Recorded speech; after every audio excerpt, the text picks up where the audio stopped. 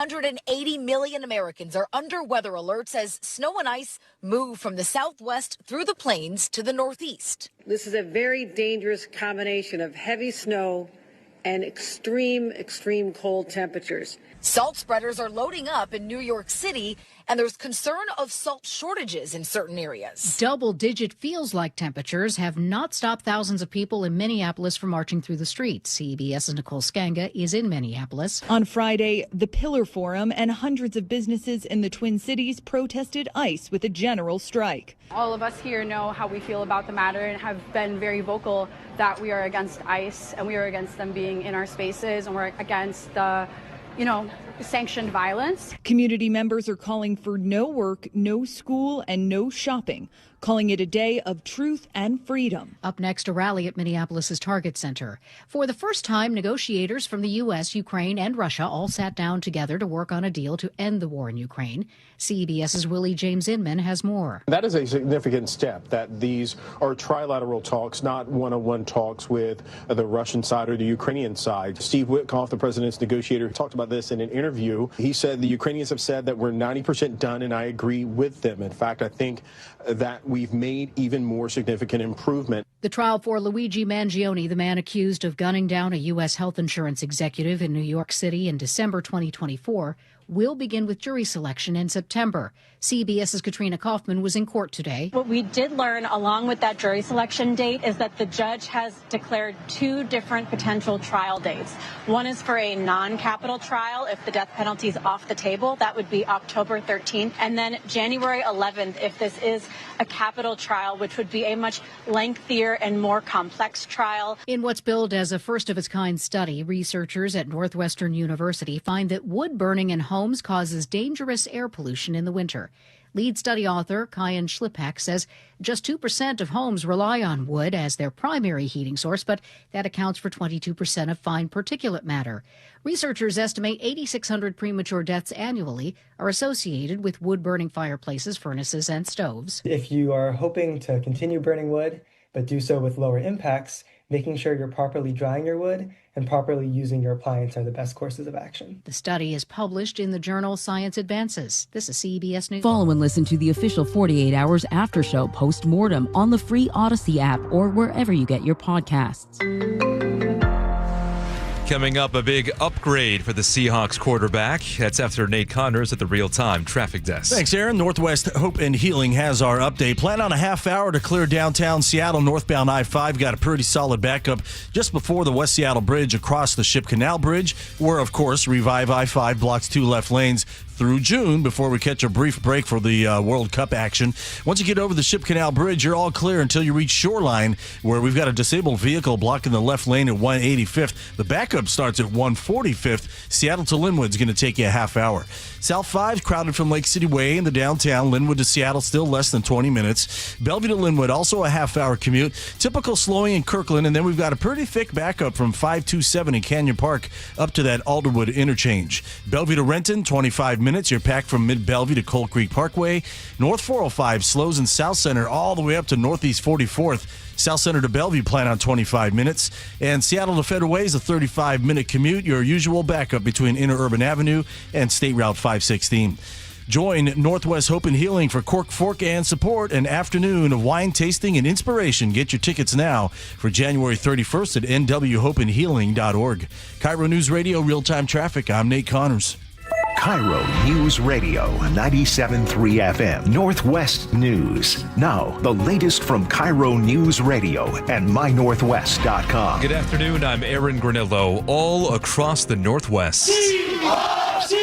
12s are buzzing on this Blue Friday. The Seahawks now one game away from the Super Bowl. Their quarterback, Sam Darnold, appears to be back at full strength. Feeling really good this whole week. I feel like the process is going right along where it should be. So feel really good for Sunday. Darnold is off the team injury report after rehabbing an oblique strain. Offensive lineman Charles Cross is also good to go. He's been nursing a foot injury.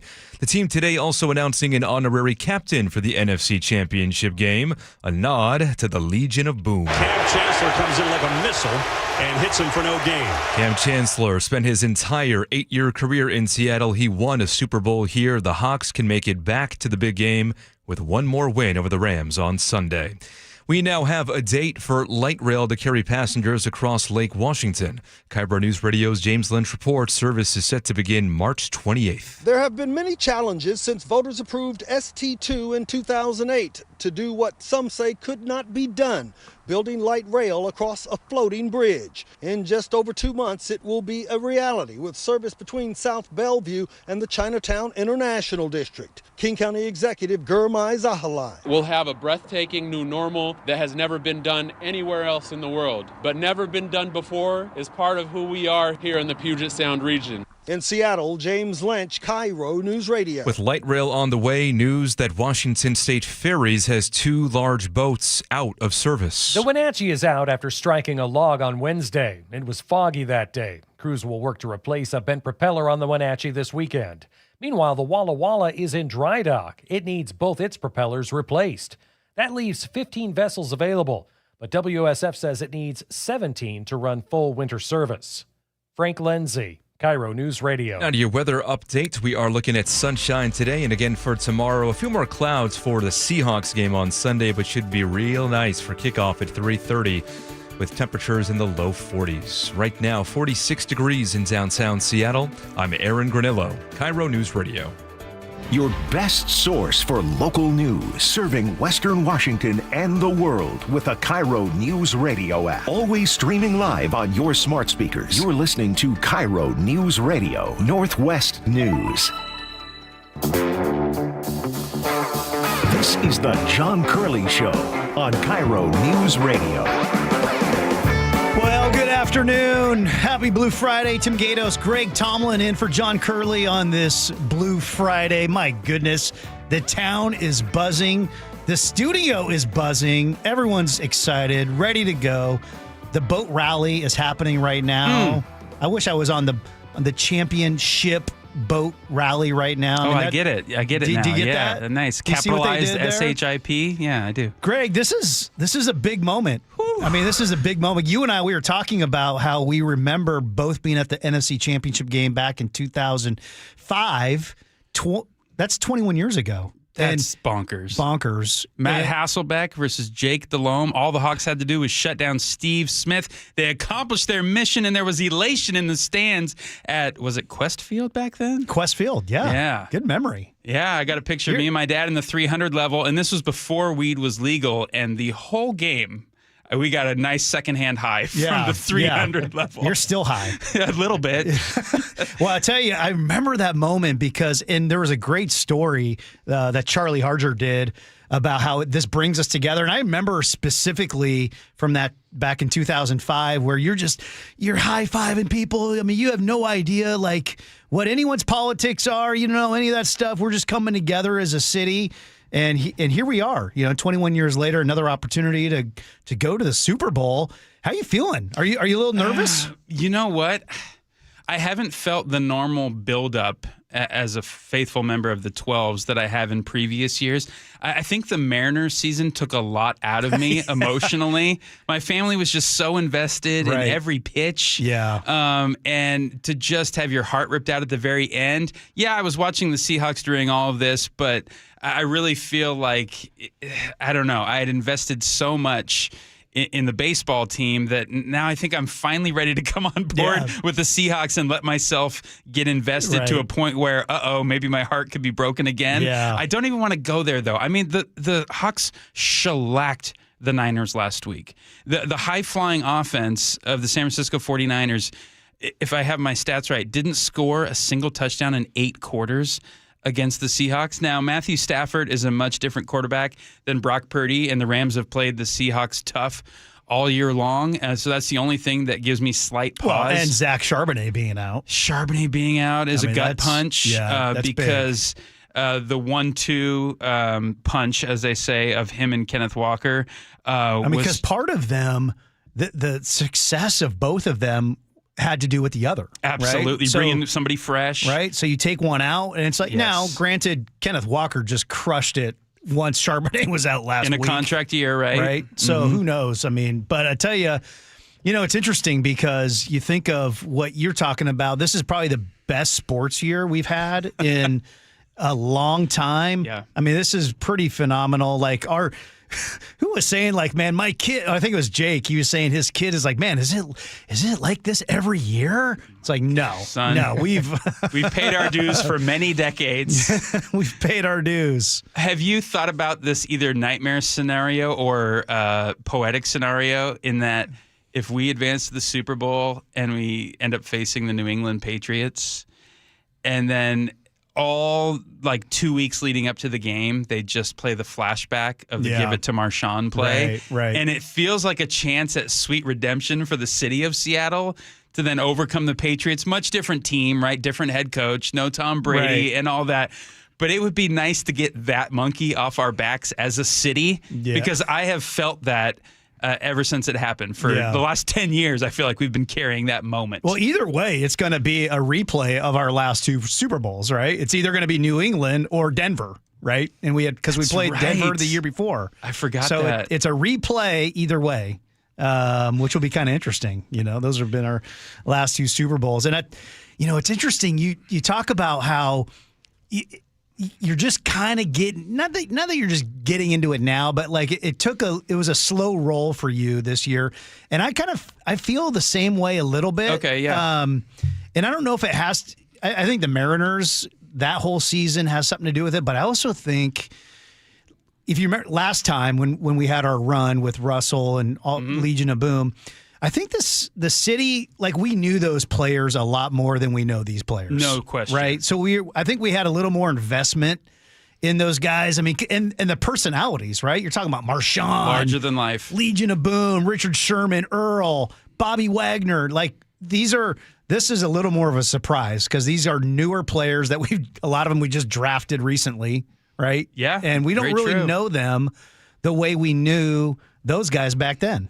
Almost feels like the transfer portal of college football or something right now. I'm like, I feel like I'm just getting to know you, and already you're on the precipice of the biggest game in sports. We can say Super Bowl, I think, right? We just can't be hawking any products while we do it, right? Yeah. When I say Super, you say Bowl. We have to like split it up between the both of us. Well, speaking of getting to know somebody, Mike McDonald, our coach, right? My goodness, is this guy unbelievable? Incredible. And we've got some audio from when he came to Seattle, and you talk about leadership, you talk about setting the tone, and I think when you listen to this, it's like, okay, now it's not a surprise why we're in the position we're in today. So check out this clip from when he first got to Seattle just, a year and a half ago? All right, we got everybody. Man, this is pretty awesome, huh, guys? Let's go. This is awesome. We got a hell of a program ready for you guys. One of the things I want you guys to feel going through this program is that we have a vision for you and this football team. Here we go, fastball! But today, all right, I'm going to take you here now, so stay with me. I want us to just take a minute here and fast forward to January, NFC Championship. It's 30-something degrees. All right, it's wet, it's windy. All right, for them, okay, but it's just right for us. We're loose. We're focused. All right, we're confident. We just spent the last 9 months stacking every opportunity that we had to put us in that position. I got one question. Do y'all feel it? This is what we send the best. That we the best in the world. The team across from us in the other locker room, okay, they've seen the tape. They know what they're in for. 11 guys playing as one, every snap. They know that we're like that. Get some to the end zone. Ball is caught. They know that they're facing a bunch of men that won't give up. They know they'll face a team that won't die and won't quit. They know. It's inevitable. So let's go to work. You feel the chills? Oh my goodness! See, that's just me.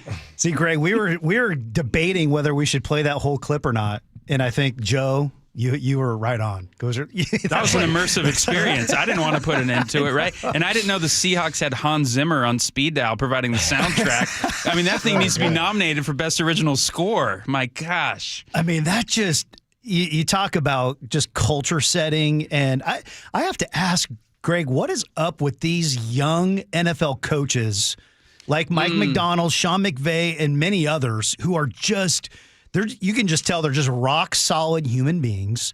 They know how to set a culture, a standard. Has the NFL or any other pro sports league seen anything like this with this type of level of young coaching? It's unbelievable. Yeah. It's a great observation, and I'm not one to go too deep into the weeds, but all I can say is this. I have felt a sort of shift this year, and that there is really a changing of the guard in terms of coaching and even in some terms player personnel. And yeah, you're right to point out a lot of these young coaches. Sometimes I think when the old guard has either overstayed its welcome or is just kind of transitioning out, you get a fresh pair of eyes on the system, on the team, on the way you call plays, the way you run an offense, a defense. And it's really been fun to see this kind of next generation of coaches bring their unique mindset to the table. And I absolutely feel it. It's kind of wild. I feel like the last 10 to 15 years, we would expect to see like a Mahomes, a Josh Allen in an AFC championship, or Jalen Hurts, or just these teams that are always kind of hanging around. And I wonder if this is a longer-term shift that we're seeing in terms of what teams are going to be regularly there at the very end, whether it's the Drake Mays. And sorry what happened to Bo Nix at Denver. I know he played for Oregon. I was not a fan of him when he played for the Ducks, but he seems like an outstanding guy. And then to get a fracture right on the precipice of the biggest game of your life is just kind of a brutal story. But don't count him out for the next 5-10 years. I mean, Denver could be a force to be reckoned with. And so it's a fun time to be a football fan all around. So here's the question, and I want those listening, let us know too. Text us 888-973-5476. What is your ideal watching scenario? Okay, I mean, Greg, are you man, I've got to be, don't bug me. I've got to be alone. I've got to be dialed in, focused. I don't want 30 people at my house cheering because I've got to just have my game face on. And if my wife comes over and is like, honey, hey, where did you put your pajamas? And you're like, honey, what are you doing? Stop. I mean, what is it like for you? Are you a just leave me alone kind of guy? Well, thankfully, I've indoctrinated most of my kids well enough to say eyes on the TV, like get immersed in the game here. We're not here to just like eat queso dip and have side conversations. So my kids are pretty into the game, but my ideal situation is watching any sporting event with my dad. Because he's been a Seattle sports fan for 60, 70 years now to this point.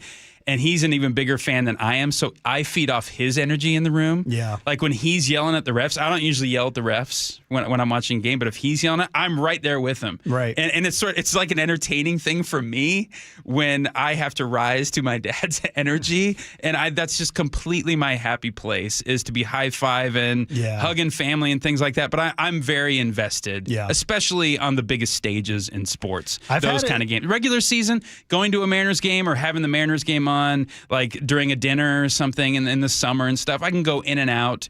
But again, the biggest stages, no. I'm there every snap, every pitch, so on and so forth. Yeah. I've had to change up a little bit, and I'm going to take you back a little bit. Yeah, tell me. So the year is 1991.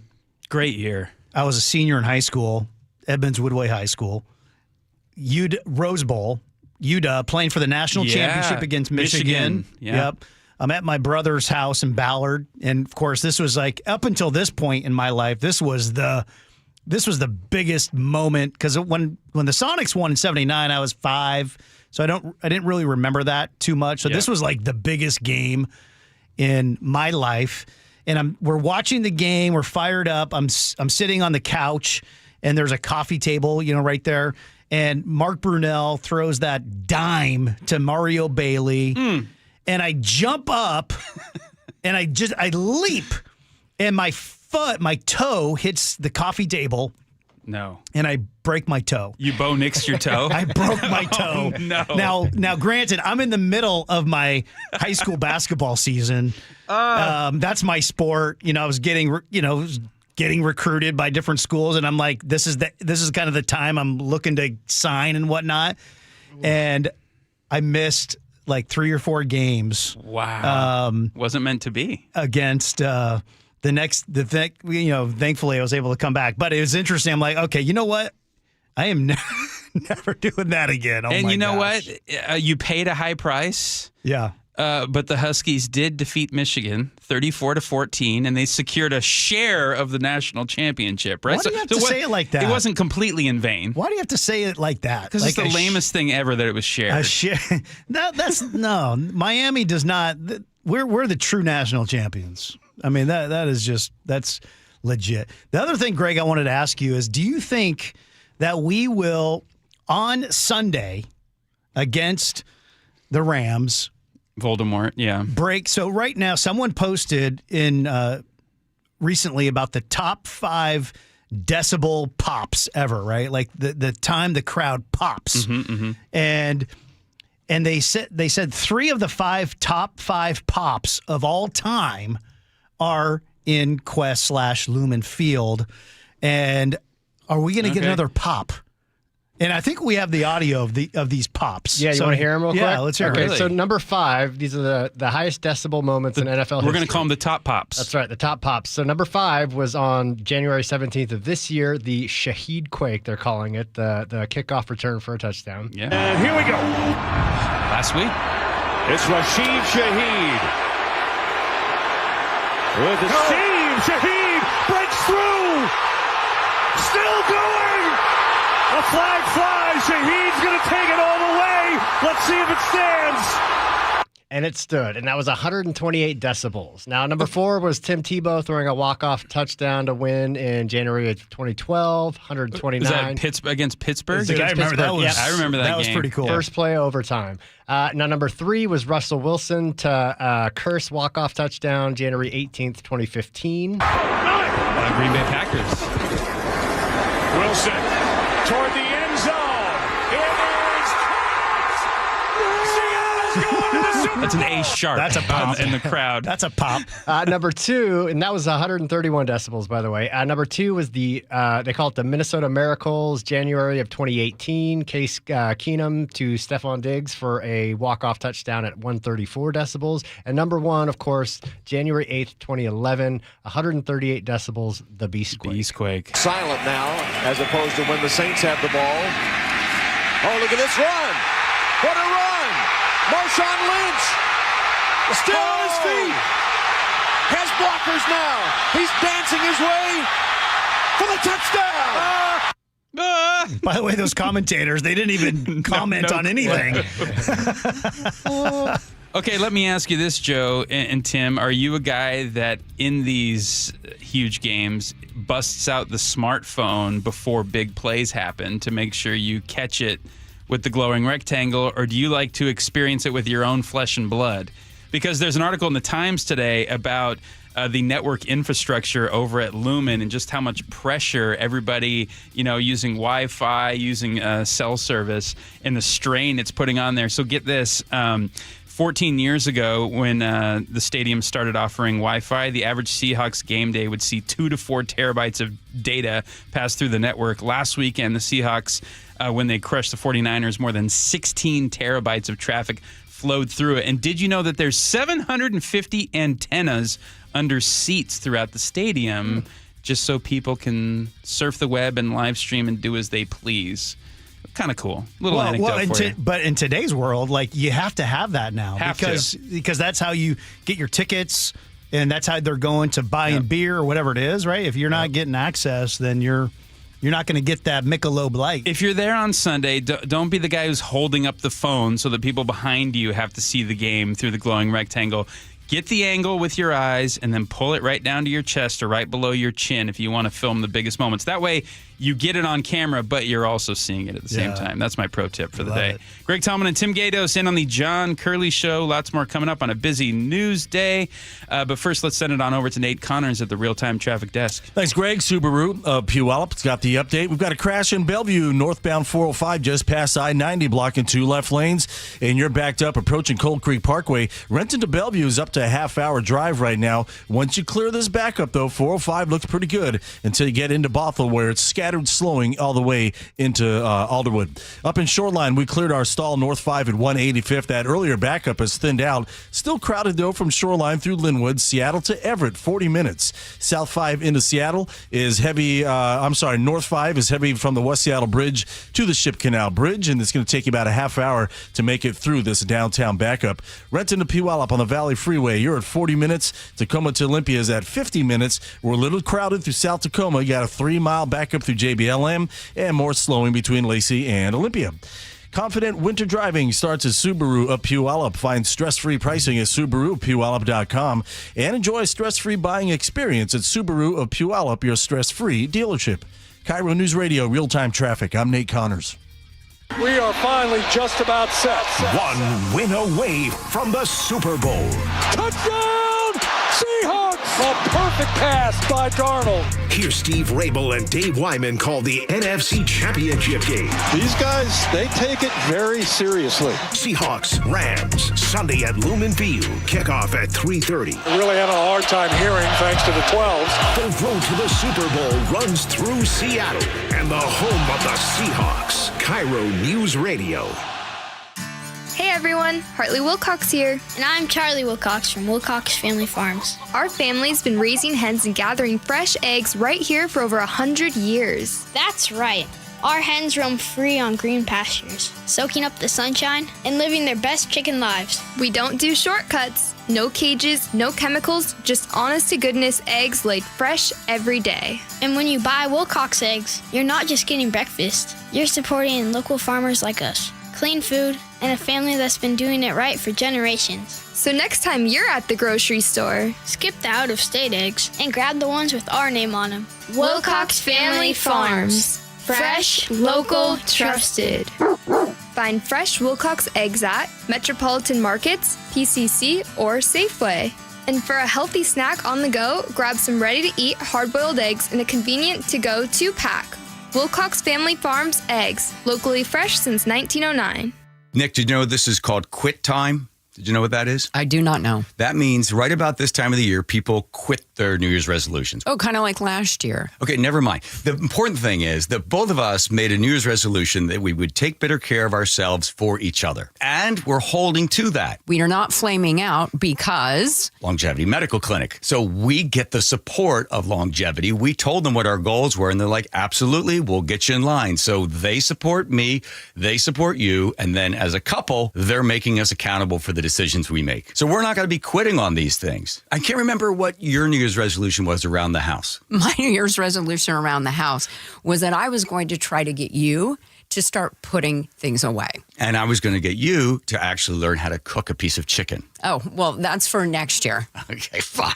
Either way, we've got a team behind us. Do what Nick and I have done. Take a free health analysis at lmclinic.com. That's lmclinic.com. We live here in Washington. I travel all over the state for work. Affordable short-term rentals help us stay together and make Hazel feel at home. Now Olympia is considering a huge tax increase on short-term rentals, pricing us and other families out, since more than half of short-term rentals here are used by Washingtonians. Costs on everything are going up. Please tell legislators not to make our trips more expensive too. Paid for by Airbnb helps our state thrive. Host Hack. Guys, low energy, low drive, or strength not what it used to be? For many men, it's low testosterone. At Revive Men's Health Washington, start with a free T-check exam and consultation to get real answers. And this month only, qualified patients may receive 25% off testosterone replacement therapy. Call 206-529-1111 or visit ReviveMen'sHealth.com. Terms apply. Must medically qualify. For seniors, the new year is a good time to reassess finances. If you're struggling with bills, our friend Steve Teitler of Best Mortgage says a reverse mortgage may be a great way to ease your stress. Seniors tell me all the time, we love our home, we'd love to stay here, but we just can't afford it anymore. A reverse mortgage lets you tap your home equity for tax-free cash to pay off your mortgage, pay off your debts, and maybe put some extra money in the bank. You've worked hard for that home equity. Now let your home work for you. And best of all, you'll have no mortgage payments the rest of your life. And you always talk to a real person, not an AI robot. That's right. You'll get a no-pressure consultation directly from me. Never a sales pitch and never an AI bot. Honest advice you can trust from Best Mortgage, the reverse mortgage experts, the VA loan and debt consolidation experts too. 425-649-6000. Best Mortgage, 425-649-6000. KIRO News Radio 97.3 FM Northwest News. Now, the latest from KIRO News Radio and mynorthwest.com. Good afternoon. I'm Aaron Granello. You can feel it across the Northwest on this Blue Friday. Oh my gosh, I'm so excited. I mean, any given Sunday, but I know our team has it covered. We're going to the Super Bowl. Many of the 12s feeling confident, others anxious. KIRO News Radio's Luke Ducey talked with the leading sports psychologist. If you do have butterflies before the NFC Championship game, Dr. Daniel Wan from Murray State University says that's a good thing. Because if you don't feel anxious about an upcoming sporting event, are you really even excited? He also says in case the game doesn't go the Hawks' way, the outcome is not all there is to being a sports fan. However, my money's on Seattle. Luke Ducey, KIRO News Radio. It is a 3:30 kickoff this Sunday. Perfect weather on tap, low 40s, partly cloudy.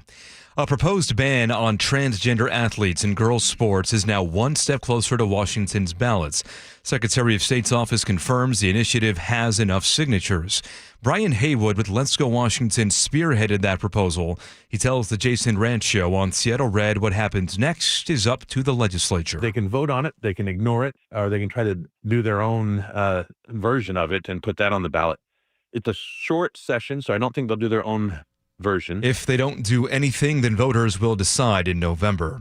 More layoffs could be coming to Amazon. CBS tech contributor Ian Scher says some 14,000 jobs could be cut. According to reporting, including from Reuters and other places, the roles include Amazon Web Services, right? So their server farms, their core retail business, Prime Video, and HR. And so it seems like it's white collar. Washington lost 2,300 jobs in the last round of cuts at Amazon. Well, Mother Nature giving dry January new meaning here in Western Washington. Jacob D. Flitch with the National Weather Service says Seattle's close to tying the record of 15 straight days with no rain. So the record for the 15-day dry stretch in January was set back in 1963. So it can happen. This current dry spell is at 11 days with more sunshine on tap this weekend. Let's go now to the real-time traffic desk at 3:33. Here's Nate Connors. Alrighty, in Bellevue, North 405, just past I-90, we've got a collision now blocking 3 left lanes, and you're backed up to the VMAC, but really you're going to start to slow way back in South Center. So South Center to Bellevue right now is taking you 40 to 45 minutes, and this 405 backup has both directions of I-90 jammed up, approaching 405 as drivers are waiting to get onto North 405. Bellevue to South Center on 405 is a half hour. It's heavy from 520 through Factoria. North 5 into Seattle, heavy volumes between the West Seattle Bridge and Ship Canal Bridge, where 2 left lanes are blocked. It's taking you about a half hour to make it through downtown. South 5 looking pretty good, but you will slow a bit from 85th to I-90. It's just 20 minutes, though, from Linwood to Seattle. Seattle to Federal Way is a 35-minute trip. Typical backup starting near Interurban Avenue. Tacoma to Olympia, we're at 50 minutes. Your biggest holdup is about a 3-mile thick backup through JBLM. KIRO News Radio, real-time traffic. I'm Nate Connors. Now to your forecast. Nothing but sunshine today. Tomorrow, more sunny skies again for Sunday. Game should be nice, partly cloudy, highs in the low 40s at kickoff. Right now, 46 degrees in downtown Seattle. I'm Aaron Granillo, KIRO News Radio. Your best source for local news. You're listening to KIRO News Radio, Northwest News. This hour brought to you by Home Comfort Alliance. Greg Tomlin and Tim Gatos in on the John Curley Show. I was scrolling X this morning, and I came across a post from CBS News, which, by the way, Tim, have you watched CBS Evening News at all, or 60 Minutes since Barry Weiss has sort of taken over there amidst a lot of controversy? And will she take the angle of CBS further to the right or in a more MAGA direction? I think the evidence is sort of mixed so far, but do you have any hot take on that? Yeah, I mean, I don't necessarily just like go to 60 Minutes now and watch it or anything like that, but I do follow them on X, and certainly I see a lot more of their content in my feed. So, it's very interesting, going to like the Golden Globe Awards, if you watched that last week. I did watch it, yeah. Of course, Nikki Glaser, the host. Did you hear her joke about CBS News? I forget it if I did hear it.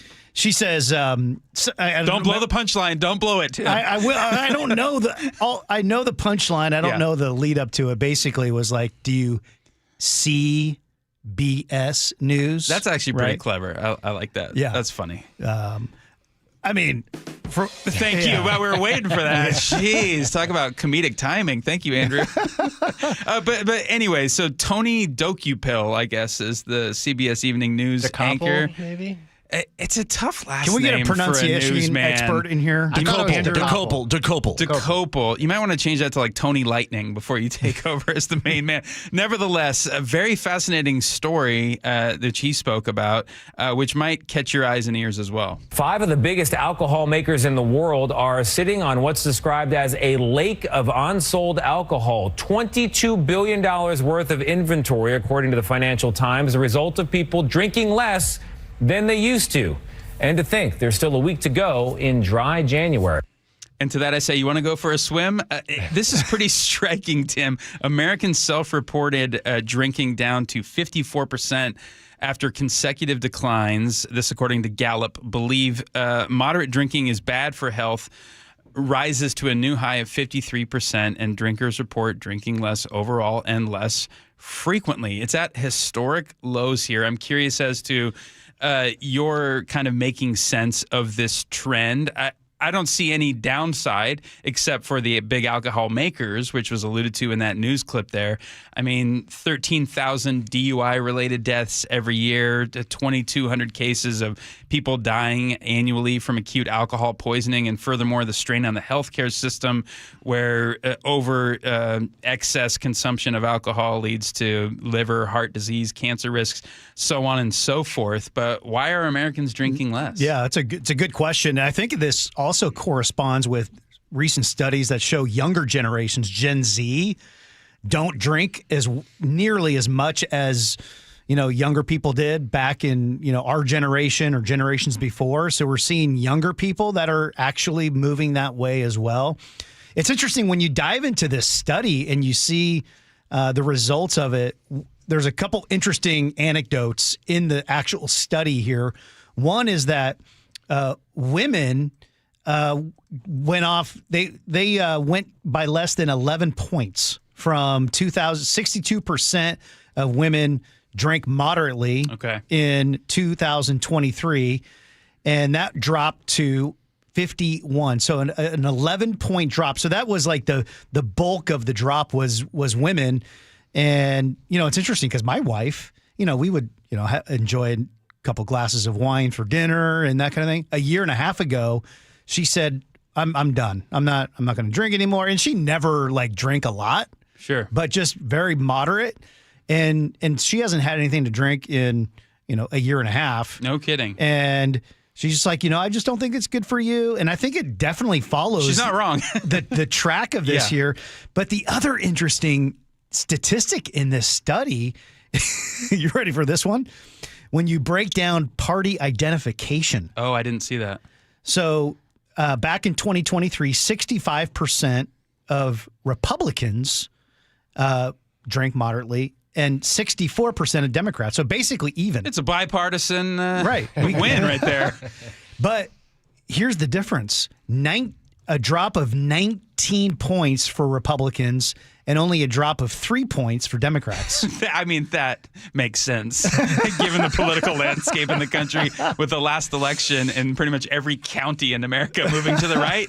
You're going to stick with your booze as your comfort at night, probably, is what I'm guessing there. That's how I read those statistics. Yeah, I mean, that definitely could be. But here's the thing. Our president is not a drinker, doesn't touch the stuff. And if you think some people believe politics is upstream of culture, maybe that's true. And so if you're taking your signals from the president, here's a guy that has never touched nicotine, drugs, or alcohol, and he still seems to be chugging along right around the age of 80. Maybe that has some effect on people who lean to the right. They see the most powerful guy in the world doesn't touch the stuff. So I don't know. I mean, anecdotally, I think what I see in like my X feed is a lot of really interesting posts around health. Alcohol, like that is, I feel like that's a constant thing that my wife sends me these like every day almost. like maybe hey. She's trying to tell you something too. And I'll say, I mean, ever since she has obviously, gone away from it, mine has just dropped significantly as well because we don't go out to eat and drink and, those kind of things. And so I see these I think we're on a health kick right now. I mean, I see this all the time, all over the place. People really want to know what creates a healthy lifestyle. How can I live longer, right? How can I be healthy? I don't want to be just decrepit and barely able to walk when I'm 60 years old. That's the name of my autobiography. Okay. My wife and I like to have a nightcap, but we too, as a couple, have had this conversation that we think the little nip of hooch every night has just become habitual. And it's not even that we crave it or long for it, but it's that routine you get into. Keep telling yourself that, Greg. It's Greg on the couch, and this is confession time, and maybe recovery time, right? But actually, we've been meaning, the reason we're all together right now, Greg. We all love you, Greg. Is Andrew, would you come in here? Hey, whoa, hold on. You're the one whose wife is sending him texts every day with health data about why you should stop drinking. No, but here's what I also think is the dynamic at play here is that this next generation coming up is far more risk averse than previous generations. For whatever reason, you see less teen pregnancy, you see less people hooking up, less alcohol consumption, less drug intake. There's a number of data points you can refer to on this. But at the same time, there's kind of trade-offs. So the next generation is taking less risks, and at the same time, they're more isolated. They're facing more mental health problems. They're more siloed than ever before. They're more online than ever before. So these trade-offs come at a cost, and it's really fascinating to see the shifts and the ebbs and flows here. And I think there are some clear victories out there. And then at the same time, there's also some things to have great concern about simultaneously that I think are kind of related, if that makes sense. Even when they flipped the food pyramid a week or so ago, right, Dr. Oz took the podium. He said, drinking, you shouldn't do a lot of it, but the social benefits from having a drink is good for you, and we shouldn't lose sight of that. So exactly right. Greg Tallman and Tim Gatos in on the John Curley Show. Stick around. We'll be right back. But first, let's send it on over to the real-time traffic desk. And Nate Connors, who's is that a martini I see at the traffic desk? No. Might be. It might not be. HR. Seattle Sports has our update in Bellevue, North 405, just past I-90. Our collision is back to blocking just 2 left lanes, so we open up a lane for you. You're sitting in a bumper-to-bumper backup, though, starting near Northeast 44th there at the VMAC. Renton to Bellevue, 35 minutes. Bellevue to Everett, Seattle to Everett are both at 45 minutes. North 5 heading into Seattle. We've got a pretty solid backup approaching the West Seattle Bridge up to the Ship Canal Bridge. Plan on a half hour to make it through downtown.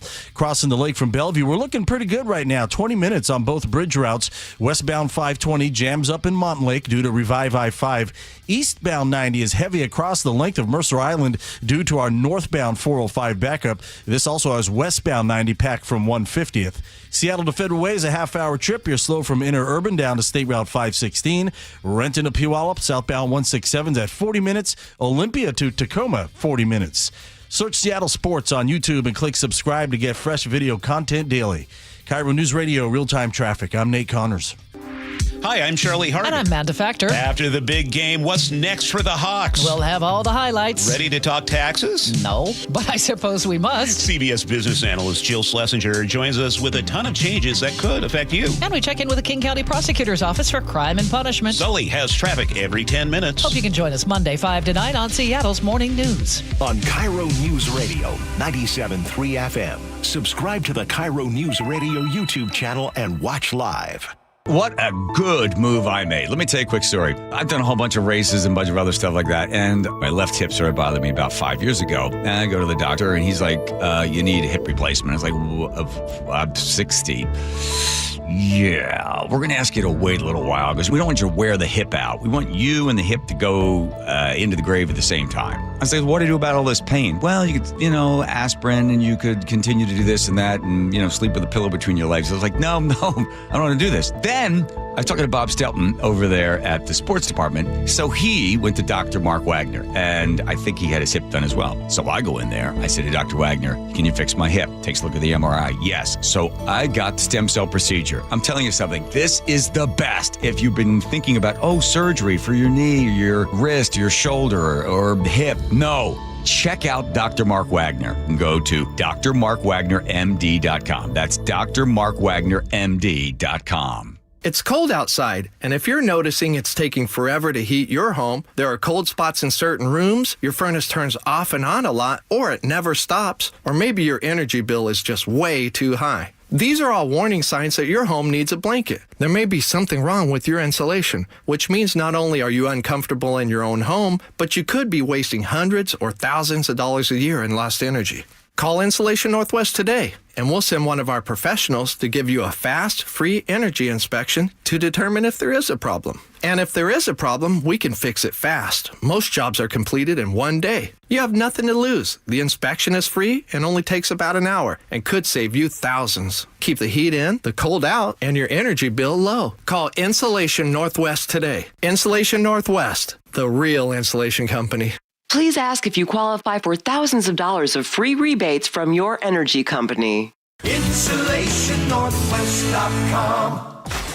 Be advised, this is your opportunity to save up to 40 to 80% on a hot tub or swim spa this weekend only, today through Sunday. Linwood Event Center. Be advised, this is your opportunity to save up to 40 to 80% on a hot tub or swim spa this weekend only, today through Sunday. Linwood Event Center. 18-month interest-free financing. Our factories have demanded we sell 1,000 hot tubs and swim spas this weekend. Linwood Event Center. Huge factory incentives, factory rebates, this weekend only. Linwood Event Center.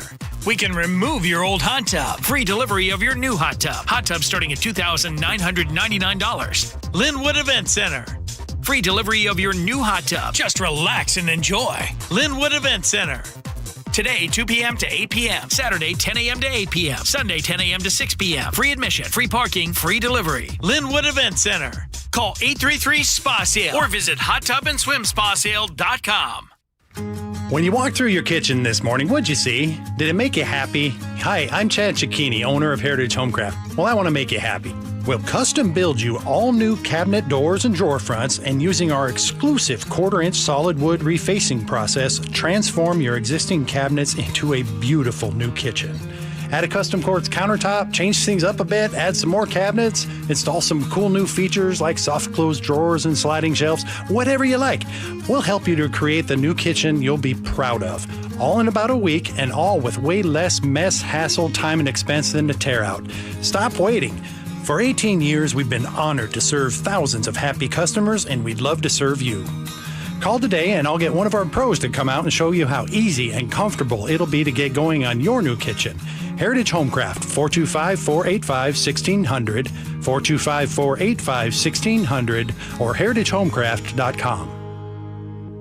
Just hearing the word IRS can make people break out in a cold sweat. No one wants to deal with the IRS, and now you don't have to. The good news is Legal Tax Defense has been successfully negotiating with the IRS for more than 15 years. It doesn't matter how much you owe, whether it's $5,000 or $5 million. You deserve the best in the business on your side, and that is Legal Tax Defense. Even if you're working with someone else and just want a second opinion, there is no cost or obligation to call. They can prevent levies, liens, wage garnishments, even file back tax returns. And the best news about Legal Tax Defense is they won't take your case unless they know they will reduce or eliminate your tax debt. Call Legal Tax Defense right now for a free no-risk consultation. 800-265-7681. 800-265-7681. You have nothing to lose but everything to gain. 800-265-7681. Your VA loan and reverse mortgage experts for 34 years. Best Mortgage is proud to be the longest-running mortgage company on KIRO Radio. Get a no-pressure consultation from a real person, never an AI bot. Web search Best Mortgage for honest advice you can trust. For almost 50 years, over 90,000 homeowners have trusted Home Comfort Alliance, including me, John Curley here.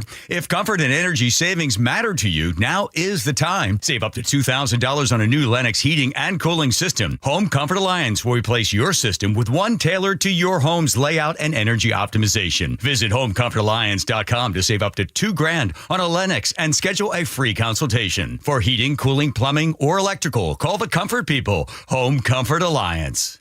Greg Tallman and Tim Gatos in on the John Curley Show. Have you ever been driving westbound I-90 near Issaquah and looked up at the mountainside and almost crashed? And that because of a giant 600-foot 12th man flag, and ever wondered, what's the story behind that flag? Well, KIRO 7 did some digging. Meet Dr. Mike, a mobile veterinarian in the Snoqualmie Valley. And over the last decade, you might say he's become one of the biggest Seahawks fans around. 10 years ago, before the Seahawks won the Super Bowl, he had an idea. Why not create a tribute to the game that everyone could appreciate? I got it. So in 2013, Dr. Mike and his friend Miguel painted a blue tarp, tied two ladders together, and hung the first 12th man flag above I-90, just east of Issaquah. The 600-square-foot flag could be seen by anyone driving into Seattle. It was perfect, especially at night. Come around the bend there, and you know when you got this one little stretch, probably about a quarter mile, it's pitch black, and then you see this beacon of light just shooting on the 12th flag, and you can't look anywhere else. The giant flag is not easy to maintain, but it's all worth it for the self-proclaimed number one 12th man in the Puget Sound. It's been great. People talk about doing their commute to go to work, and they come around the bend and see that, and they smile. Tim, you don't light a lamp and put it under a bowl. Instead, you put it on its stand, and it gives light to everyone in the house. That's what Dr. Mike is saying. Let's just give our listeners a fair warning here, because Greg is about to just go all Debbie Downer on us right now. I'm giving him a fair warning. Greg, this really irritates you. Every party needs a pooper, and that's why you invited me to the show today. I'll put it this way. The Cascades are a majestic, jagged spine of volcanic giants holding up the Pacific Northwest sky with snow-capped peaks. Are you reading ChatGPT right now? I'm reading my mind. This is very Greg. They rise from the deep green forested valleys, acting as a misty barrier that divides the lush, rain-kissed west from the arid, sun-scorched east. Wait, you wrote this? Would you let me finish? Would you let me finish? And amidst that glorious, we got Yanni, heavenly tapestry, there's some guy who's peeking his head out of the trees and going, Seahawks! I knew it. It bothers me. At least you're revealing yourself. I am revealing myself. It's this unspoiled, beautiful mountainside, and every car has to be subjected to Hawks. To do this on Blue Friday of all days. I'm diehard 12. I love my Hawks, but I wouldn't want a Washington State flag peeking out of the mountains. I wouldn't want a MAGA flag. I wouldn't want a pride flag. I don't want an Irish flag. I don't like the flag. 600 feet. Irish. And then the story says something that would make everybody happy and they can appreciate. I'm like, that's quite a big assumption you're positing there, that everybody wants to see it. Okay. I don't know. I've never liked it. We need a percentage. We need folks to text in 888-973-5476. Tell me I'm off my rocker. That's fine. Well, let's have folks tell us. It didn't used to bother me, but now all of a sudden I kind of hate it. Oh wow! Yeah. See what you're doing, Greg? Well, Tim, I've noticed you've conveniently not taken a stand one way or the other. I am for it. I am for the flag. Okay. I pledge allegiance to the 12th flag. You just don't want to take anybody off. That's what that's about. Tim Gatos, Greg Tomlin in on the John Curley Show. Let's toss it over to Nate at the real-time traffic desk. How we doing, Nate? Overall not too bad. In Bellevue, we're making progress on this crash in North 405 just past I-90. It's now just blocking the HOV lane. At its worst, this was blocking 3 lanes, and that's why you're backed up bumper to bumper to the Renton Landing. Renton to Bellevue, 40 minutes. But once you clear this, 405 opens up right away for you, and then it's pretty much clear all the way into Bothell, where we have just a little crowding. Bellevue to Linwood, as a matter of fact, is a 20 to 25-minute drive. That's it. North 5 into Seattle is one of our biggest backups, and it is heavy really now from the Michigan Curve to the Ship Canal Bridge, taking you about a half hour to make your way through downtown Seattle. Eastbound 90 were unusually heavy across Mercer Island due to our northbound 405 backup, and this 405 backup also has westbound 90 packed from 150th. So Seattle to Bellevue on I-90 right now is going to take you 35 minutes. It's closer to just 20 minutes eastbound on 520. Renton to Puyallup on the southbound 167s at 40 minutes. Tacoma to Olympia, we're pushing 55. KIRO News Radio, real-time traffic. I'm Nate Connors. Choke Points with Chris Sullivan, presented by Carter Subaru. More like Choke Point. The new year brings a big new headache for the thousands of you commuting south on I-5 into Seattle. The latest phase of Revive I-5 is underway, and it won't be finished anytime soon. I've got you covered with traffic on the 3s every morning from 6 to 9 on Seattle's Morning News. Nate Connors has you covered every afternoon. We're always hunting for alternate routes, and we'll help you get where you need to be a little faster. On KIRO News Radio 97.3 FM. Your home should be your sanctuary. There's nothing worse than coming home at the end of a long day to disorganized chaos.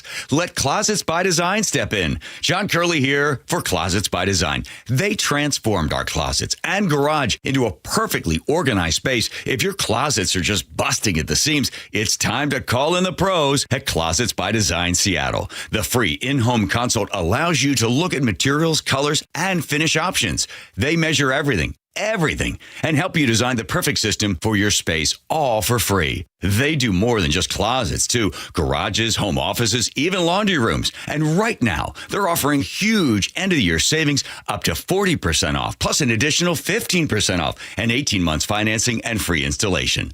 Go to closetsbydesign.com or call 1-800-BY-DESIGN to schedule your free in-home design consultation today. That's closetsbydesign.com or 1-800-BY-DESIGN. Tell them Curly sent you. Your best source for local news. KIRO News Radio, Northwest News. This is a special alert to all Americans who own a vehicle with less than 200,000 miles with an auto warranty about to expire or with no warranty coverage at all. Due to a decline in the economy, CarShield is announcing a low-cost month-to-month vehicle protection plan that is now available to the public to save any driver out-of-pocket expenses on future auto repairs. Call now to find out how you can pay almost nothing for covered auto repairs. Yes, you heard that correctly. Pay almost nothing for covered auto repairs. An open phone line has been established for all drivers to call for a free quick quote. Call 800-292-4541 now. Drivers who are covered will not have to pay for covered repairs again. This protection plan is at an all-time low. Additionally, drivers who activate this vehicle protection today will also receive free roadside assistance, free towing, and car rental options at no additional cost. Call us for your free quick quote today. 800-292-4541. That's 800-292-4541. What do you have to lose? Call 800-292-4541. Again, 800-292-4541. I'm Ed Evans, CEO of Consumer Cellular. You know, the big wireless companies say they have discounts for people over 55. But unless you're willing to sit on hold and ask,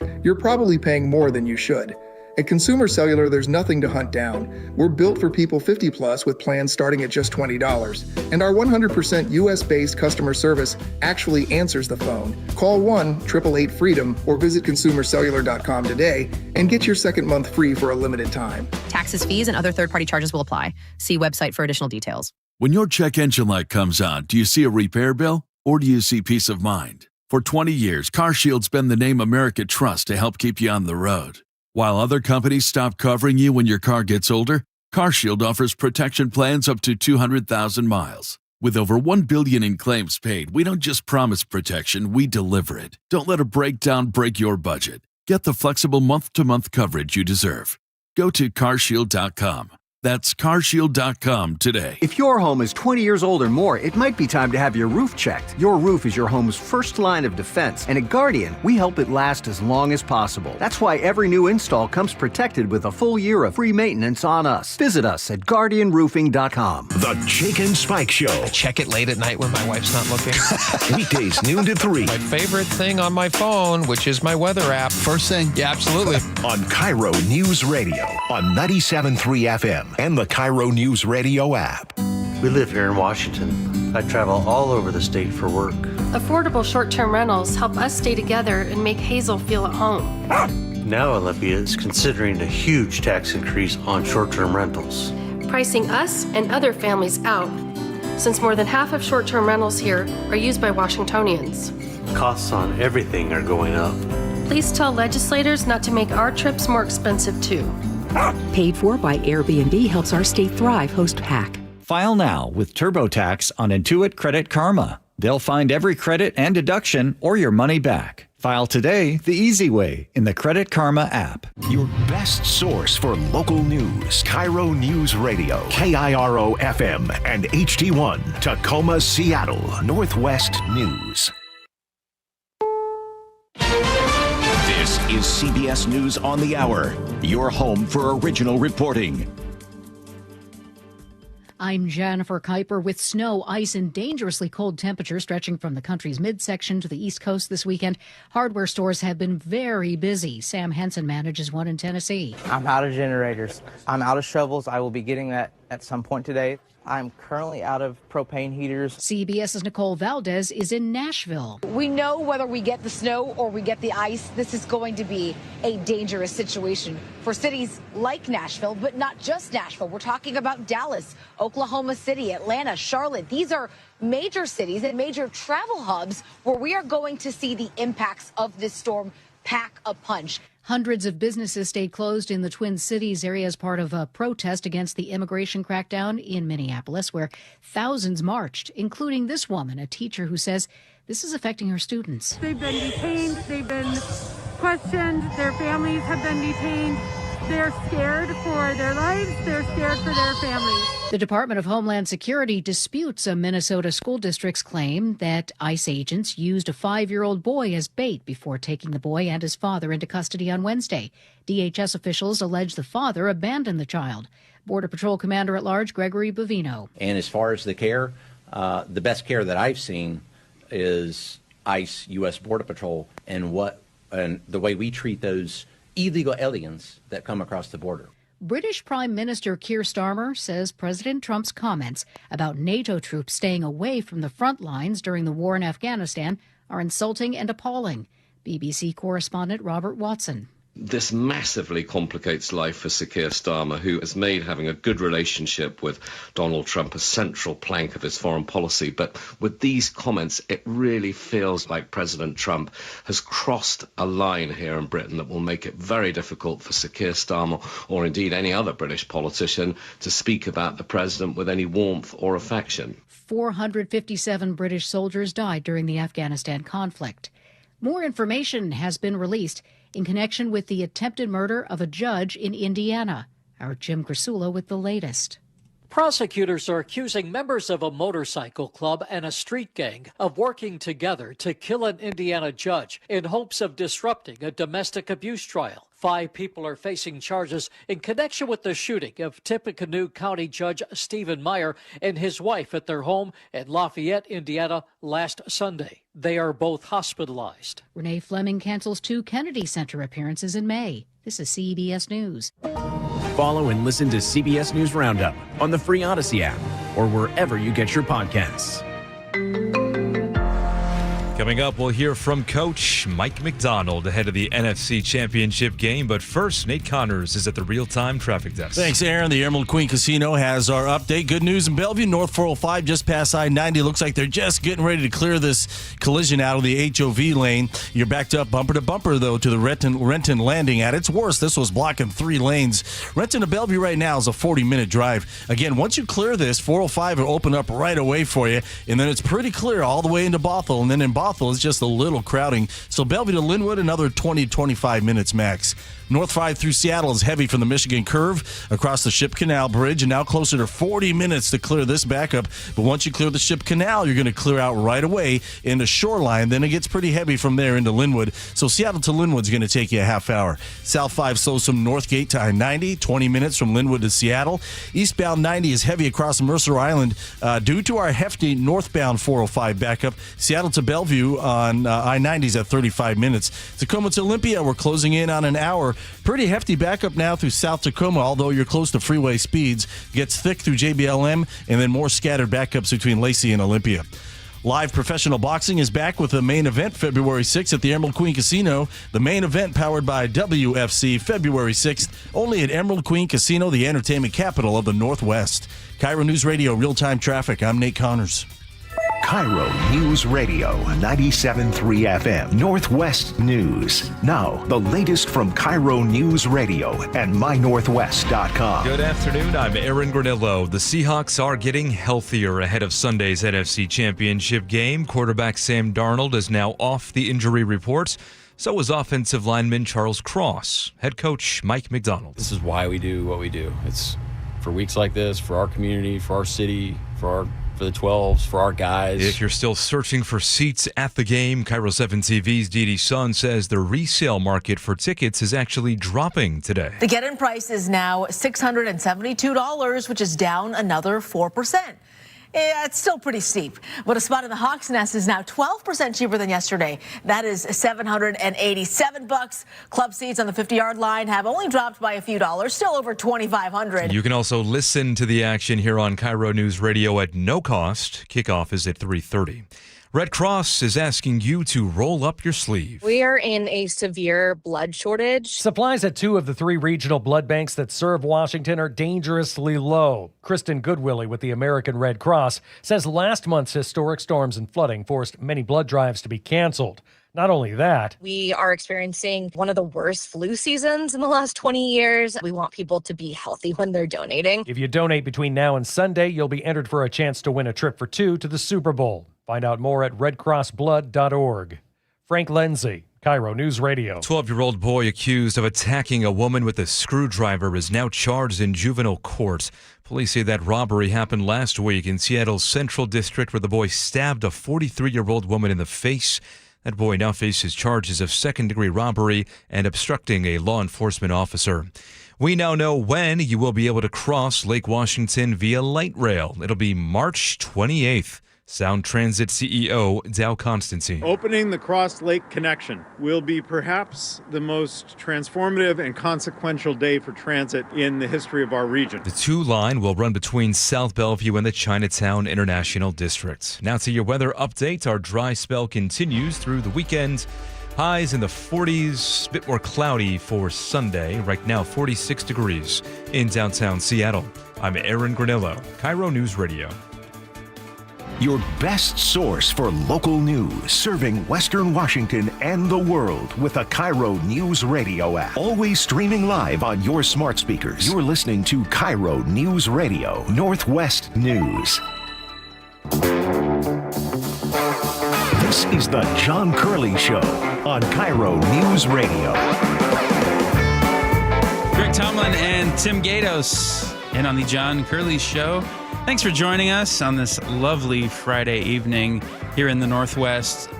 It's really been an embarrassment of riches in terms of the weather this month, Tim. I can't remember a better January on record. Are you just savoring it like I am? Yeah, absolutely. I mean, can we get any better than this, Greg? I mean, this is unbelievable. Unbelievable. So what I do is I try to trick myself. If we get a sunny day in the winter, I will have all the windows closed and I will crank up the heat in the car to be like 82 degrees. And for just a moment, if I forget myself, which is never a good idea when you're driving barreling down the highway, if I forget myself, it sort of feels like summer. It sort of feels like June 15th because you're in a hot car and the sun is out and you trick yourself. Sunglasses on. And the Wayfarer's on and the top down. Really? I'm quoting Don Henley now from Boys of Summer. Oh, but yeah, enjoy it while it's here because I'm sure it won't last long. I'm hoping for that like 1 week of snow in February But that's probably pushing our luck at this point. It is. It is. It's been. Absolutely. So we've talked about a lot of light topics today, including our love for the Seahawks, and we talked about 12th man flags. We've talked about alcohol consumption. Let's lighten it up even more. U.S. Immigration and Customs Enforcement.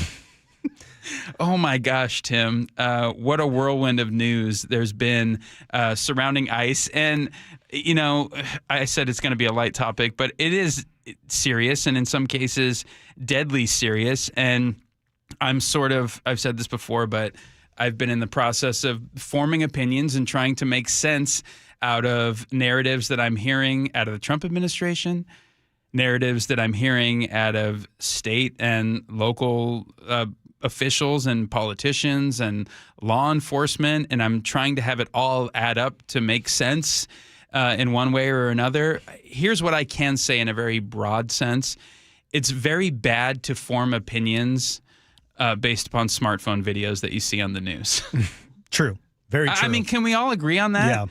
It's something we all need to get a lot smarter on collectively as a society. And I'll start here with that viral video of that 5-year-old boy allegedly taken by ICE and the outrage that it has sparked. And you understand why, because it's a very evocative story and it's a very visceral story. You never like to see a law enforcement agent of any kind looking like they're apprehending a child who's innocent and pure and wonderful and scared and worried. And so, yeah, it pulls at your heartstrings and it pulls at your rage strings if we have those to be pulled. But here's the thing. It's just very unwise to take a story completely out of context and then use it to support a narrative that you've already formed in your head. I don't know the truth of what happened here. So you have no opinion? No, my opinion is wait and see. Wait and see. Wait, and I mean, honestly, and that you might say that's a cop-out. It is. In this day and age. But I think with how good we all are getting at editing software. Sure. And being very persuasive with images, you can make people think anything you want based upon 10 seconds. So I was thinking about this, and it might be elementary and it might be very simplistic. But if I were to give you an example, Tim, and say, okay, Dave stabbed Bob, what should happen to Dave? Dave should go to jail. That's the wrong answer. The right answer should be, what are the circumstances around Dave stabbing Bob? Did I stick with the right two names that I initially started with? Okay. So the right question is the right answer is tell me more. I need to know more about Dave. I need to know more about Bob. What if Bob was taking part in a home invasion and was a threat to a family and was being very violent with the family, and Dave, the homeowner, grabs a knife, and it's his only form of self-defense, and he's able to save his family's life and deter this maniac that entered his home, then we would say Dave is perfectly within his rights to use that kind of force if he feared for his life, correct? What I'm saying is, when we get snippets of these pictures or these cell phone videos, that's like the first example I gave. And nobody's asking any follow-up questions that are the most pertinent part of American jurisprudence, which is we need to have bigger context, know the full story, get more evidence, find out what's happening, dig into it if need be, so we can see it from 100 different angles, and then form some kind of conclusion based upon the matter. And I think that's been one of the most frustrating things to me as a person who, in good faith and in goodwill, wants to find out what the truth is, and what the grand narrative is, and what the truth of the unique cases are. Well, we're in a time right now where really propaganda is very severe and significant, and it's very hard to. They want their position to be upheld. They want what their belief is to the facts to support that, and we've been now seeing this for a number of years now, where. Even studies and data, like we can manipulate data and studies to back our position. And we need just real impartial objectivity in today's world, right? I mean, is it attainable? I don't know. I don't know if it is. I mean, I think we need we need to trust people who really have a heart for that, who that's their calling card, right? That's why when I look at the people that I really trust and listen to are people who have over time have shown to be objective. They can call balls and strikes in a way that is like when, let's say, the right is peddling their propaganda, they can call that out. When the left is doing that, they call that out. And over time that they've shown to be impartial and they've shown to be objective. And I think there's people out there like that. And I think it's important to follow those kind of folks who are actually reporting news in an objective way, that they're not trying to peddle their particular ideology, what it might be. So, yeah. But when it comes to this, when it comes to ICE and everything that's happening with this, I mean, we haven't really talked since that shooting in Minneapolis, and I've actually been curious as to how you've been making sense out of what we've been witnessing. Well, I mean, there's a lot to. We could probably sit here for 20 hours. We got another 10 minutes in this segment. Dive into this, but sure. It's so fascinating because on one hand, I was just talking to a friend of mine who's a leftist and was talking about the rule of law. And when they talk about Trump, they talk about Trump doesn't follow the rule of law. And it's like, well, wait a second here. He is the law. No, wait a second. But you're also in the streets protesting against people doing their job, ICE. That is law. That is federal law. And they are following the statutes that our federal law has created. And so yet you're in one hand, in one part of your mouth, you're talking about, well, gosh, Trump doesn't follow the rule of law. But let's get rid of ICE, who are doing they're doing the rule of law. And there's so much duplicity that's happening that my head is spinning. And so it's really hard to like when you think of in Seattle the last couple of days, right? Yep. We had these ICE sightings. And ICE sightings, right. These unconfirmed ICE sightings, schools shut down. They went on lockdown. Which is crazy. Over really something that didn't happen, right? Like the Seattle Times reported on this and they said, yeah, unconfirmed reports. Like, no, there was no reports other than probably someone saying, just like they saw at Seattle SeaTac Airport yesterday, they had the whole thing happen where they saw the Port of Seattle police and someone's like, oh my gosh, ICE is here. And so that gets everyone in a panic, right? Which is a whole other thing that I hope we can dive into because, I hate to just pivot so hard here. No, please do. But I think it's part of some of the things that I'm seeing is that so much of, and I see this primarily on the left, that the politics or the ideology of fear and being scared. If you Google scared in a news Google site aggregator, it's going to pop up so much around what kind of promulgates the left, that we're going to live our lives scared about this, and this. I think a lot of it is really hyped up because it's a tactic. And even in the Seattle Times article, it's like, well, everyone was scared. And so you have to live the life that I want to live because I'm scared. And so it's like legalism. I'm going to impose my scaredness on you because I'm scared about climate. And so I'm going to impose this on you. I'm scared about COVID and we don't have to dive into all that. Right. But we know that we imposed a whole new life onto people because people were scared. Yeah. And so there's this interesting thing that's happening now around emotion because I always thought, born and raised here in Seattle, we've always prided ourselves, Seattleites, around, well, we're the most educated city in America, which means we're reasonable, we're logical. And yet a lot of times when we come to the ideological politics are actually around, in our area, around emotion, right? It's very emotional versus the logical, reasonable, what is happening, what really is happening with this and this and this. And a lot of it is driven by emotion and fear versus logic and reason. Let me play devil's advocate for a second and push back slightly. I think fear is a very time-tested tactic that works a lot of the time for both parties. And I don't like it when the left or the right both use that as a way to Agreed. Raise emotions and get people fired up. And even it can even be a way to drive people to the polls, frankly. And very a good way to drive people to the polls.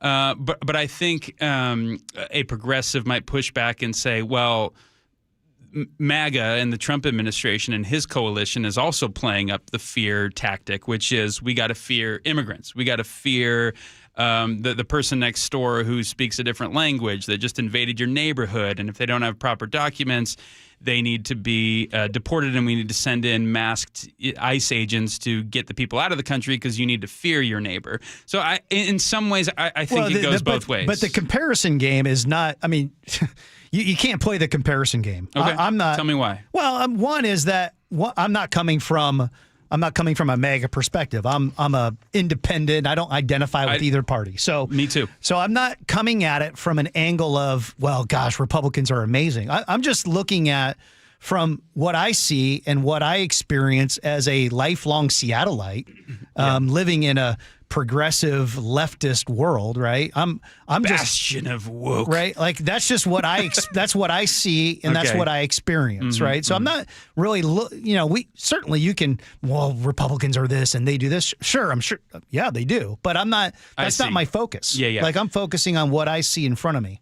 In your backyard, exactly right. So with these shelter-in-place orders that happened at SPS campuses, I too think it's an outrage. The notion that we may or may not have seen ICE agents in the area, thus we need to lock down a school.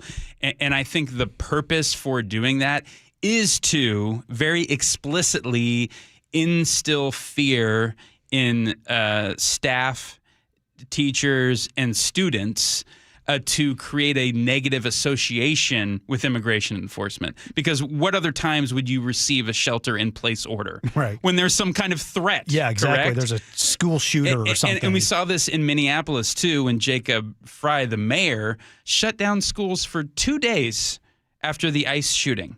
Was that warranted for any other purpose than to get the entire school district to fear what they had seen in the news, that this might happen to us, and for no reason other than we're just minding our own business, there could be an ICE agent come and knock down our door and shoot me? Yeah.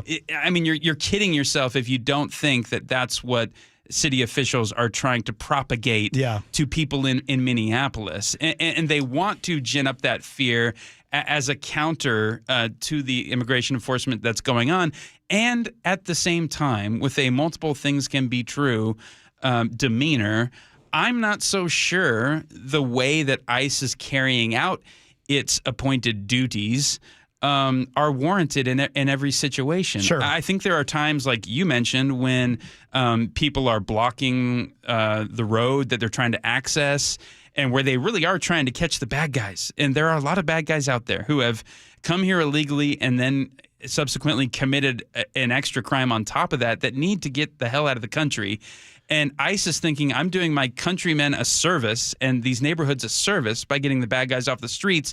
And then some, crazy white lady comes down the road and is blocking the road and is taking pictures of you and getting a caravan to follow you and block streets and yell at you. I could see how the frustration would build and build and build to a point where they resist, you make a demand, they won't do it, and then it leads to some kind of physical altercation where I typically give law enforcement officers of any kind some latitude because they put themselves in harm's way on our behalf on a regular basis. But there are also ICE agents who have gone over the line. Sure. And how do we distinguish between the two? So when you see a collage on the news of 15 different ICE encounters with the citizenry that last 30 seconds, and I'm just supposed to go, oh, these are evil Gestapo. This looks really bad. I'm not going to take the bait on that. It's probably a mixed bag is the truth. Yeah. There's probably some of those instances where I go, wow, if I had the full context, that use of force is probably warranted. In other instances, I go, that's a bad apple. That's a bad dude. He needs to be gone. Yeah. He resorted to force way too quickly. Let me ask you this. How did this flip so quickly? Okay, let me get your objective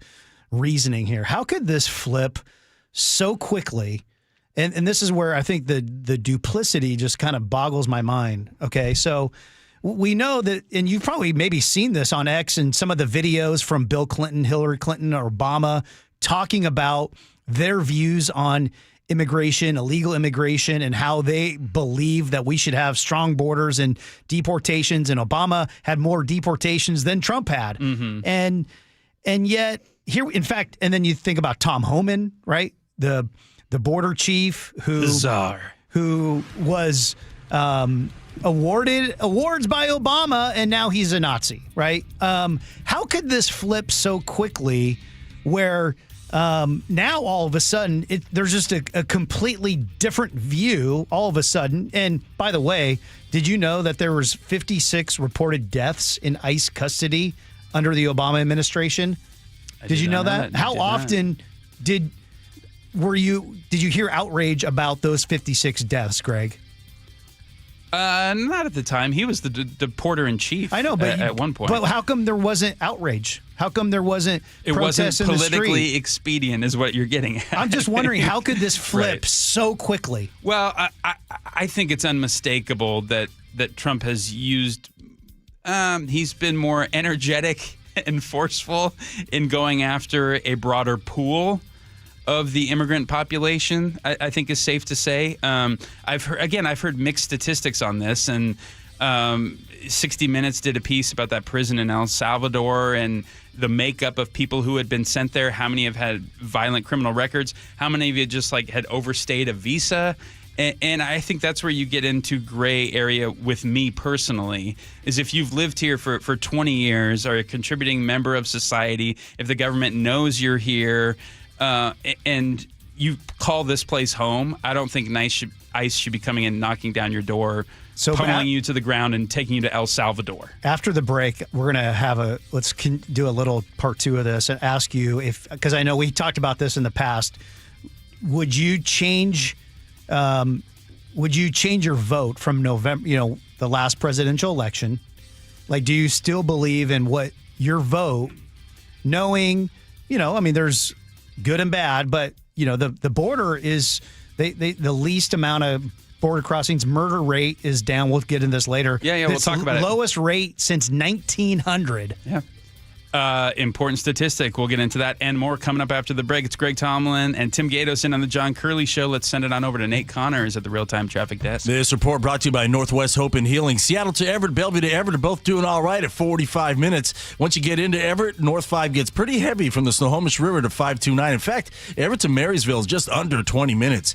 Heading into Seattle, North 5, it is packed from the Michigan Curve across the Ship Canal Bridge. Plan on 35 minutes now to clear this. Westbound 520 is packed at Montlake over to I-5. Otherwise, our lake bridges are wide open. Now, eastbound 90, unusually heavy across Mercer Island this afternoon due to an earlier crash that had most of northbound 405 jammed up in Bellevue for a while. That has since cleared. Seattle to Bellevue will take you a half hour on I-90.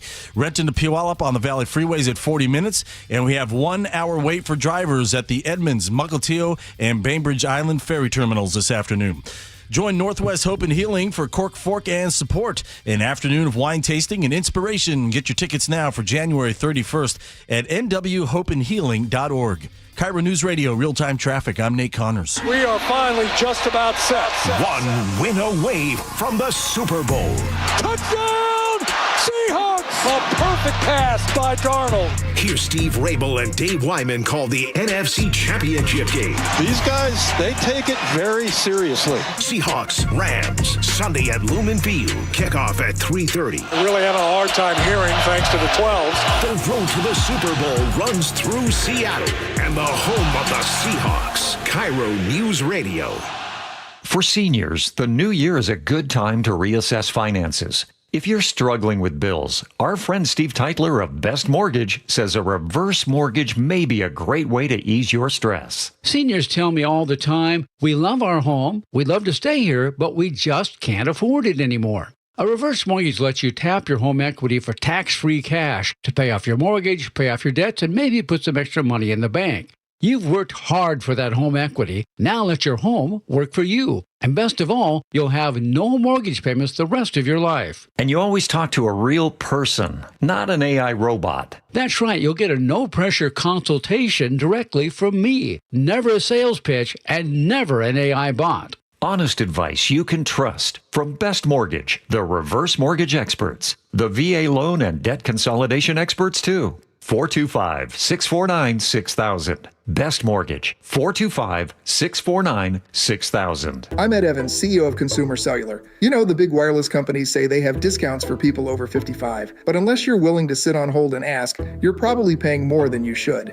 At Consumer Cellular, there's nothing to hunt down. We're built for people 50 plus with plans starting at just $20. And our 100% US-based customer service actually answers the phone. Call 1-888-FREEDOM or visit consumercellular.com today and get your second month free for a limited time. Taxes, fees, and other third-party charges will apply. See website for additional details. This is the story of the one. As the purchasing manager at a manufacturing plant, she knows the only thing more important than having the right safety gear is having it there when you need it. That's why she partners with Grainger for auto reordering, so her team members can count on her to have cut-resistant gloves on hand, and each shift can run safely and efficiently. Call 1-800-GRAINGER, click Grainger.com, or just stop by. Grainger, for the ones who get it done. Guys, if your energy is low, your strength isn't what it used to be, or your drive feels off, it's not just getting older. For many men, it's low testosterone. At Revive Men's Health Washington, you can start with a free T-check, exam, and consultation, so you get real answers about your testosterone levels and overall health. And this month only, qualified patients may receive 25% off testosterone replacement therapy. This isn't guesswork or one-size-fits-all treatment. Revive specializes in personalized, closely monitored testosterone care designed to help men feel stronger, sharper, and more like themselves again. With over 120,000 patients treated since 2011, Revive Men's Health is trusted for results, not hype. If you've been putting this off, now is the time to act. Claim your free T-check and consultation and see if you qualify for 25% off TRT. This month only. Call 206-529-1111. That's 206-529-1111. Or visit ReviveMen'sHealth.com. Terms apply, must medically qualify. Remember that time we were driving through France and for some reason we didn't have GPS? Oh, for some reason? That reason would be that you didn't plug your phone in because you didn't have a charger. Yeah, because I let you borrow my phone so you could call your mother, and you're on the phone for like 30 minutes telling her where we are. But that aside, we didn't know where we were going. We did fight a little bit because we didn't know where we were going.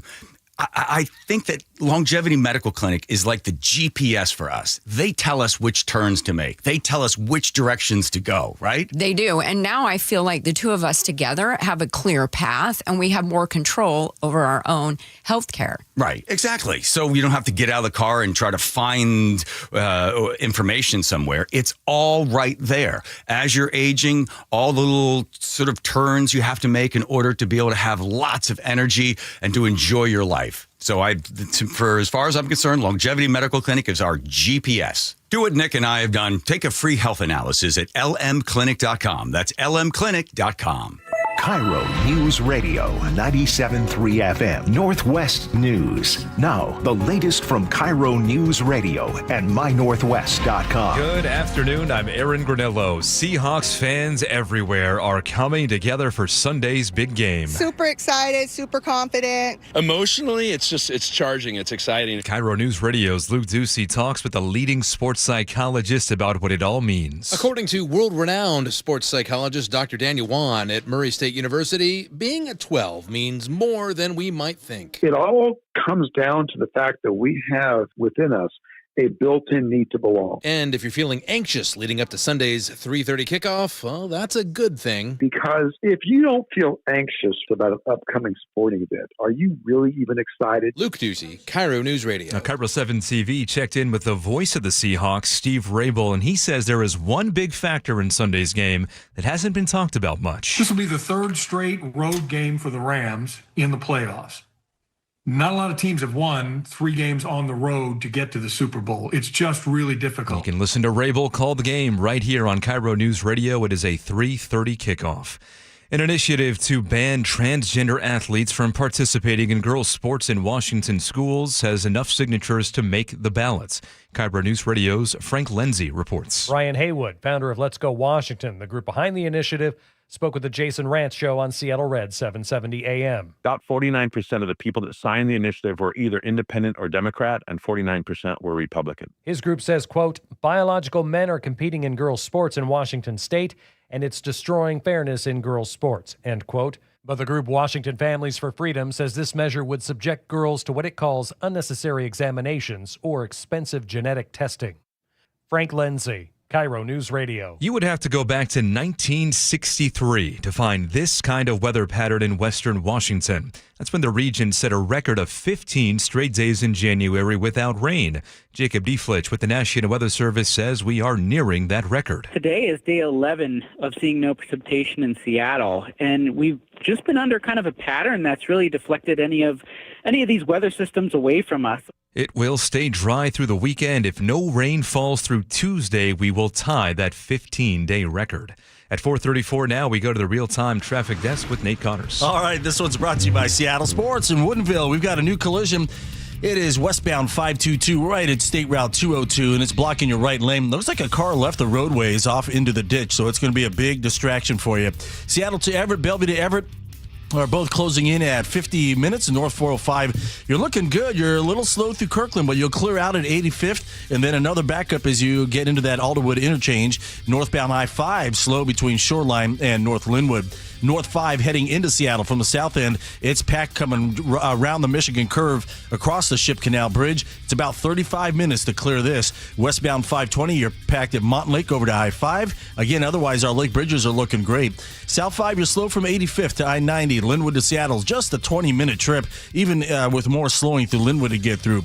Eastbound 90 is unusually packed across Mercer Island today due to earlier crashes on North 405 in Bellevue. Those crashes have cleared, but it's taken a while for these backups to clear on Mercer Island. So Seattle to Bellevue right now is taking a half hour on I-90. Bellevue to Renton, a half hour. Tacoma to Olympia, 50 minutes. And North 5 in JBLM, heavy from Gravely Lake Drive up to 512. More backups through South Tacoma. Olympia to Tacoma, plan on 40 minutes. You can always listen to your favorite local sports content on the FM dial on 97.3 HD2. KIRO News Radio, real-time traffic. I'm Nate Connors. Thank you, Nate. Now to your weather update. Sunny today, sunny tomorrow. A few more clouds rolling through for Sunday's game. But again, we are dry into next week. A slight chance for some rain, however, on Monday. We'll watch for that. Right now, looking at 44 degrees in downtown Seattle. I'm Aaron Granillo, KIRO News Radio. Your best source for local news. You're listening to KIRO News Radio, Northwest News. This hour brought to you by Bucky's Auto Repair. Tim Gatos, Greg Tomlin in for John Curley today. And, last segment we were talking about ice and talking about what's happening with that here in Seattle, around the country. And, Greg, there's some new news out of Olympia that I'm just not even sure what's happening in our state anymore. But we have a state representative, Tara Simmons, out of Bremerton, who, happens to be she's a felon, convicted felon, and I'm glad she got back on her feet and is doing better. But she wants the state of Washington. I love how you just slipped that in there. But yes, continue with the story. She wants the state of Washington to discriminate against law-abiding Americans who served as federal law enforcement officers under, of course, the administration she doesn't like. And so she introduced House Bill 2641. It's dubbed the ICE Out Act of 2026 that bars Washington agencies from hiring anyone who is sworn officer of ICE on or after January 20th, 2025, when Trump took the presidency. Man, I tell you, I'm just like, man, I'm really perplexed how we've gotten to this place where we have federal law enforcement officers who I thought we were the United States of America. I thought we followed the rule of law. I thought that certainly, just like there is in let's say a police department, you're going to have and I don't know what the percentage is, and it doesn't even make sense to even guess. When you say, okay, Seattle Police Department. How many of those are, let's say, bad apples, or they're just not good police officers?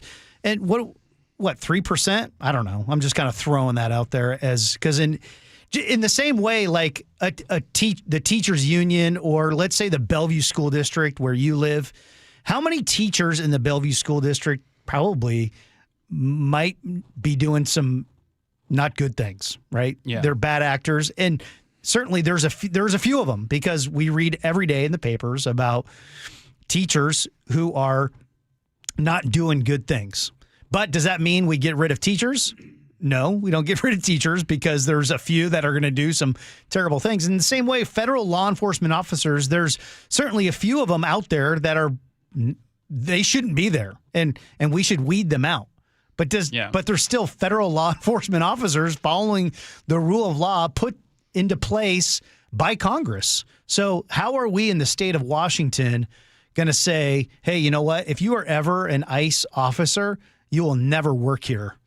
Yeah, I think House Bill 2641, which specifically applies to ICE agents who were hired after President Trump began his second term and prevents them from becoming law enforcement here in Washington, is stupid. It should be dead on arrival. It doesn't seem to me like it would pass any type of legal muster or anything like that. And at the same time, it's perfectly predictable, given the trifecta that Democrats and progressives have in our state, and the left's feeling towards Trump and the tactics they're taking in terms of immigration enforcement. And I just want to add, Tim, like, I'm all for disagreement over this issue, but the question comes down to then, what are the acceptable ways that you exude or express that disagreement in the United States of America? Is it by going and interrupting activities of ICE because you think all of them are bad and they're doing bad things to good people? I would say don't do that. Bad idea. And one of the reasons seeing ICE agents everywhere is so shocking to so many people around the country is it's been this little secret of America, is that, yes, we have immigration rules on the books and what is clearly illegal and illegal, but we've sort of just gone, shh, we won't really talk about it and we won't really mention it. But do you know the reason you're hearing about the activity, though? The primary, because Trump is doing something about it, and we've never done anything about it to this level before. No, but also because sanctuary cities like Minneapolis, Seattle, others are not working with ICE to put detainers. They're not allowing them to go into jails and put detainers on these illegal criminals. So they get released. So Minneapolis is releasing them back out into the neighborhoods. And so then ICE has to go out into the neighborhoods to be able to do their job, when if they actually work together, you wouldn't probably see much of this at all. And so that's the thing that, again, that's flummoxing. Well, and the reason they don't work together is, one, there's clearly a lot of animus between the likes of Tim Walz, Jacob Fry, and the President of the United States, because they're just so far ideologically apart that there's no way to come together on these things. And two, I think a reasonable argument can be made that some of the heavy-handed tactics that are being taken have gone too far. They don't express it in those terms. That's how I would say it as a responsible city leader if I was ever in that position. How many others? But they go to the extremes, and even the lieutenant governor of Minnesota said, hey, if you don't like ICE, go out and put your body on the line. I think that's a horrible idea. How many other examples around the country can you give of these kind of tactics where you're hearing these kind of stories of ICE kind of going overbound and using these tactics? Are there other? I'd say they're in abundance. I mean, I've heard lots of stories. I know what cities though. Mostly sanctuary cities, probably. But I've heard stories out of New York. I've read stories about people who were here in Seattle. Not so much yet. I'm sure there will be soon, but there's many examples of men and women who regularly have been like checking in with their immigration officer, are just snatched away from their families and put on a plane to Brazil. And they've been here in like 15, 20 years. And I'm not a huge fan of that method of enforcement. And I would just argue from trying to be a responsible American citizen here is that your recourse is there's another election in the midterms and there's another presidential election in 3 years. Don't go put your body on the line. I mean, you know what I mean? Trump won an election and he might be going overboard, but when you start characterizing him and his administration as Gestapo and evil, then you're turning up the temperature in such a way where you're only asking for more potential violent encounters to happen. Tim Gatos, Greg Tomlin in for John Curley. Let's throw it over to Nate at the real-time traffic desk. How we looking, Nate? Hey, I've seen worse. Subaru of Puyallup got our update. We do have this collision in Woodinville to look out for, westbound 522 right at State Route 202. It's blocking your right lane, and this involves a car that left the roadway off into the ditch, so it is a bit of a distraction for drivers. Seattle to Everett, you're at 50 minutes. It's slow from Shoreline through North Linwood. Bellevue to Everett, we're down just a couple minutes, a 40-minute commute. You're slow through Kirkland, but by the time you reach Northeast 116th, you're in the clear all the way up to that Alderwood interchange. North 5 through Seattle is one of our bigger backups on the map this afternoon. It is packed coming around that Michigan curve to the Ship Canal Bridge. About 35 minutes to clear downtown Seattle. This backup has westbound 520 packed at the Arboretum over to I-5. South 5, you're a little slow from 85th down to I-90. Linwood to Seattle, though, is just a 20-minute trip, and that includes more crowding through Linwood to get through. Bellevue to Renton, a half hour. You're packed from Southeast 8th to Coal Creek Parkway. Renton to Puyallup is 40 minutes. North end looks pretty good. In the south end, it gets heavy between Algona into Puyallup. And Tacoma to Olympia, plan on 50 minutes. Confident winter driving starts at Subaru of Puyallup. Find stress-free pricing at SubaruPuyallup.com and enjoy a stress-free buying experience at Subaru of Puyallup, your stress-free dealership. KIRO News Radio, real-time traffic. I'm Nate Connors. Hi, I'm Charlie Hart. And I'm Amanda Factor. After the big game, what's next for the Hawks? We'll have all the highlights. Ready to talk taxes? No, but I suppose we must. CBS business analyst Jill Schlesinger joins us with a ton of changes that could affect you. And we check in with the King County Prosecutor's Office for Crime and Punishment. Sully has traffic every 10 minutes. Hope you can join us Monday 5 to 9 on Seattle's Morning News. On KIRO News Radio, 97.3 FM. Subscribe to the KIRO News Radio YouTube channel and watch live. Your home should be your sanctuary. There's nothing worse than coming home at the end of a long day to disorganized chaos. Let Closets by Design step in. John Curley here for Closets by Design. They transformed our closets and garage into a perfectly organized space. If your closets are just busting at the seams, it's time to call in the pros at Closets by Design Seattle. The free in-home consult allows you to look at materials, colors, and finish options. They measure everything, and help you design the perfect system for your space, all for free. They do more than just closets, too. Garages, home offices, even laundry rooms. And right now, they're offering huge end-of-the-year savings up to 40% off, plus an additional 15% off, and 18 months financing and free installation. Go to closetsbydesign.com or call 1-800-BY-DESIGN to schedule your free in-home design consultation today. That's closetsbydesign.com or 1-800-BY-DESIGN. Tell them Curly sent you. At Guardian Roofing Gutters and Insulation, we stand by our quality gutters. Whether you need a cleaning or a complete gutter install, we do it all. Call today and get $250 off a gutter installation. And visit us at guardianroofing.com. Did you know in Washington State, you can see a physical therapist without a referral from your doctor? That's right. Thanks to Direct Access, you can skip the wait and get the care you need right away. Shannon O'Kelly, how has Direct Access changed the game? Direct Access for us, Brock, is a game changer. Why? Is because there is so much research and data out there that says if you get in early when you have a musculoskeletal problem or an injury, the earlier you get in and we can start care, the better outcomes and the decreased downstream cost, okay? So it's so important. Our providers are all doctors of physical therapy. They're all trained to identify situations and problems. They've got the skill, they've got the talent, they've got the knowledge. If you get in and start therapy early, we're going to get you back to activity, pain-free, and moving and having fun. Fast, easy, effective. Direct Access is your path to better movement, starting with a single step. Visit irgpt.com to schedule your appointment today. irgpt.com. Take the next step to becoming a Seahawks season ticket holder. Join the season ticket holder notification list to secure your spot in line. By signing up, you'll be the first to know when space becomes available on the official Blue Pride waitlist. Plus, receive team news, special ticket offers, and more. Visit Seahawks.com/season tickets to sign up today. Your old furnace ain't nice, and your toes are like ice. DayandNight.net. Day and Night gives you a free furnace or water heater with installation of an AC or heat pump. If you're not sure your furnace will make it through another winter, call us to install a proper, long-lasting, efficient heating system backed by our lifetime workmanship guarantee, so you won't be left out in the cold. Install an AC or heat pump and get a free furnace or water heater from Day and Night Plumbing, Heating, Cooling, and Electric. dayandnight.net. Be advised, this is your opportunity to save up to 40 to 80% on a hot tub or swim spa this weekend only, today through Sunday. Linwood Event Center. Be advised, this is your opportunity to save up to 40 to 80% on a hot tub or swim spa this weekend only, today through Sunday. Linwood Event Center. 18-month interest-free financing. Our factories have demanded we sell 1,000 hot tubs and swim spas this weekend. Linwood Event Center. Huge factory incentives, factory rebates, this weekend only. Linwood Event Center. We can remove your old hot tub. Free delivery of your new hot tub. Hot tub starting at $2,999. Linwood Event Center.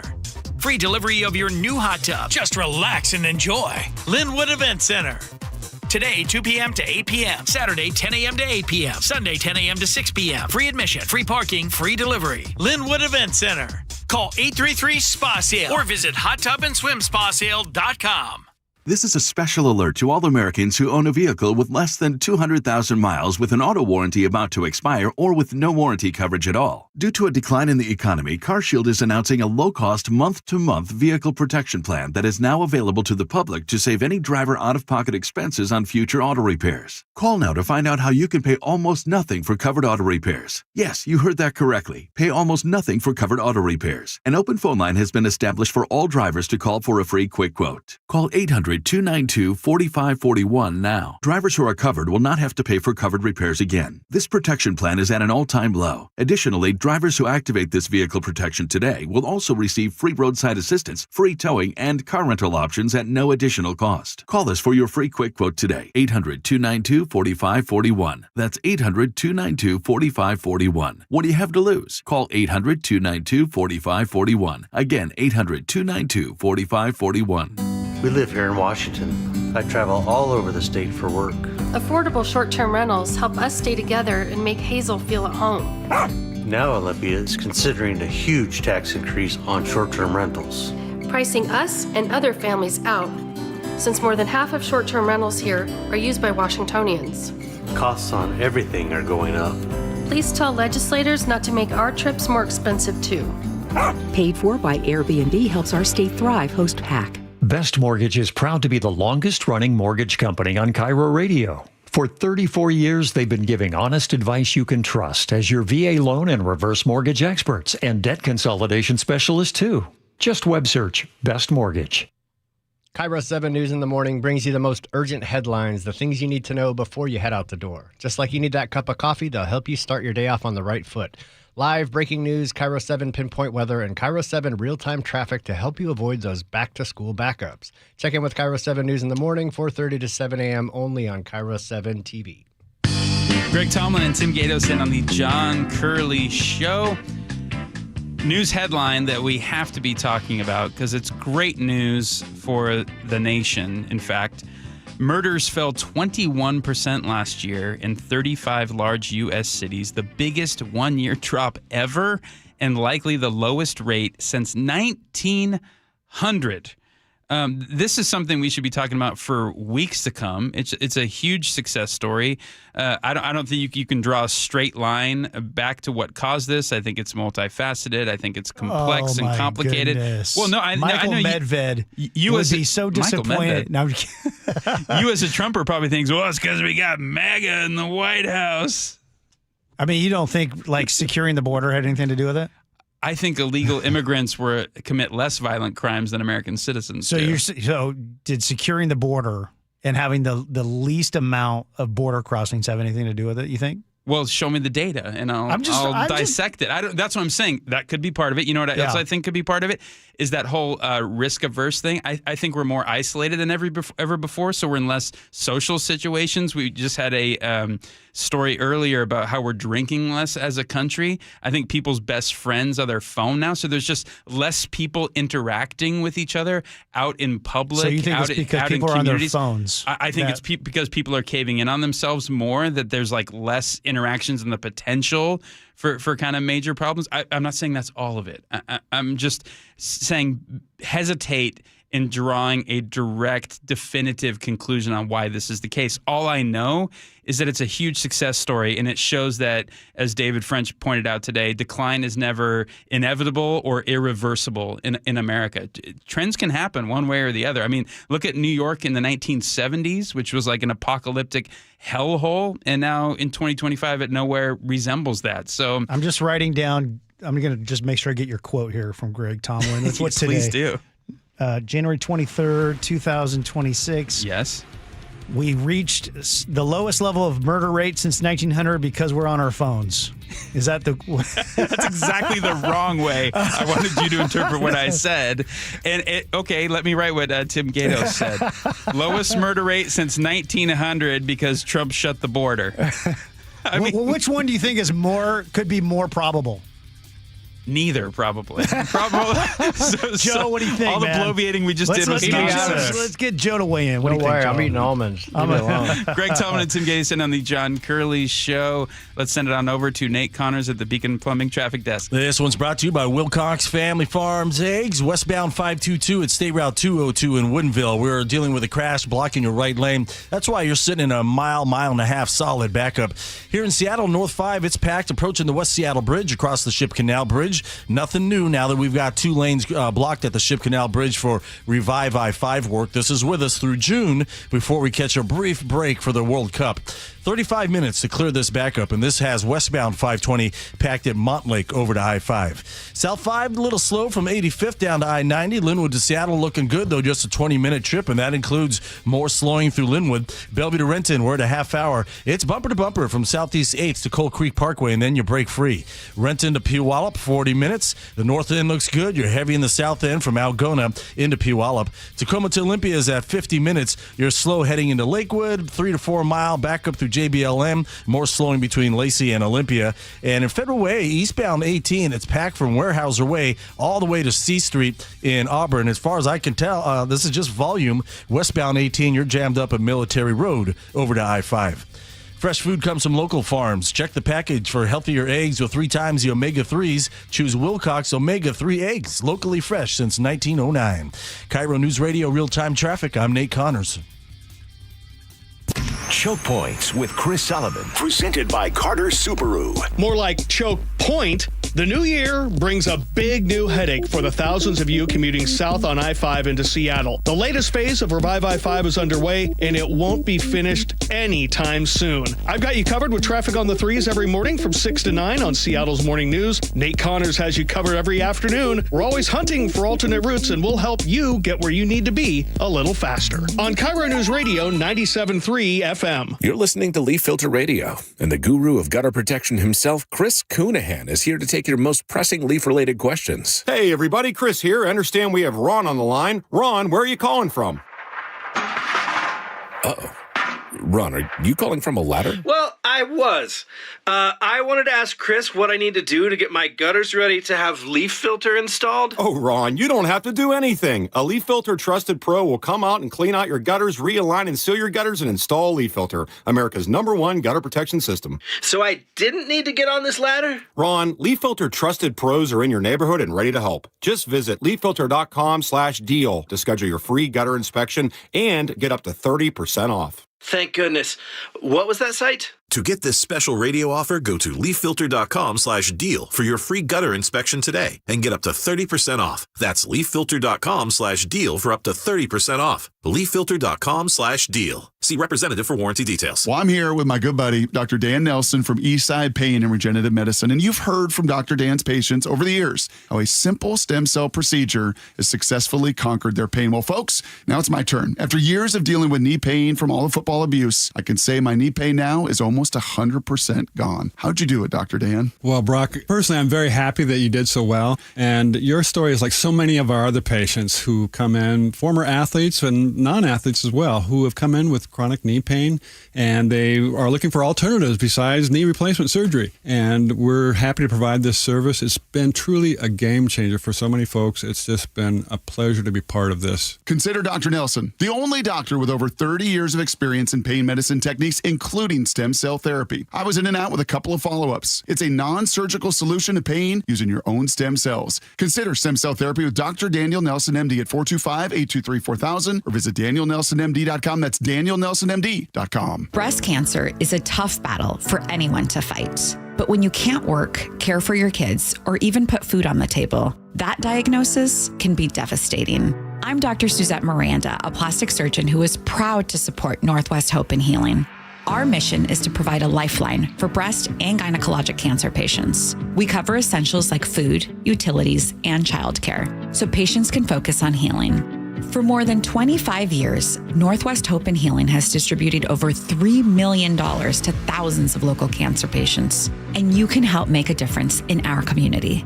Join us on Saturday, January 31st for Cork, Fork, and Support, an afternoon of fine wine, gourmet cuisine, and inspiration at Mary Hill Winery in the heart of Woodinville wine country. Get your tickets now for Cork, Fork, and Support on January 31st. Go to nwhopeandhealing.org to learn more. That's nwhopeandhealing.org.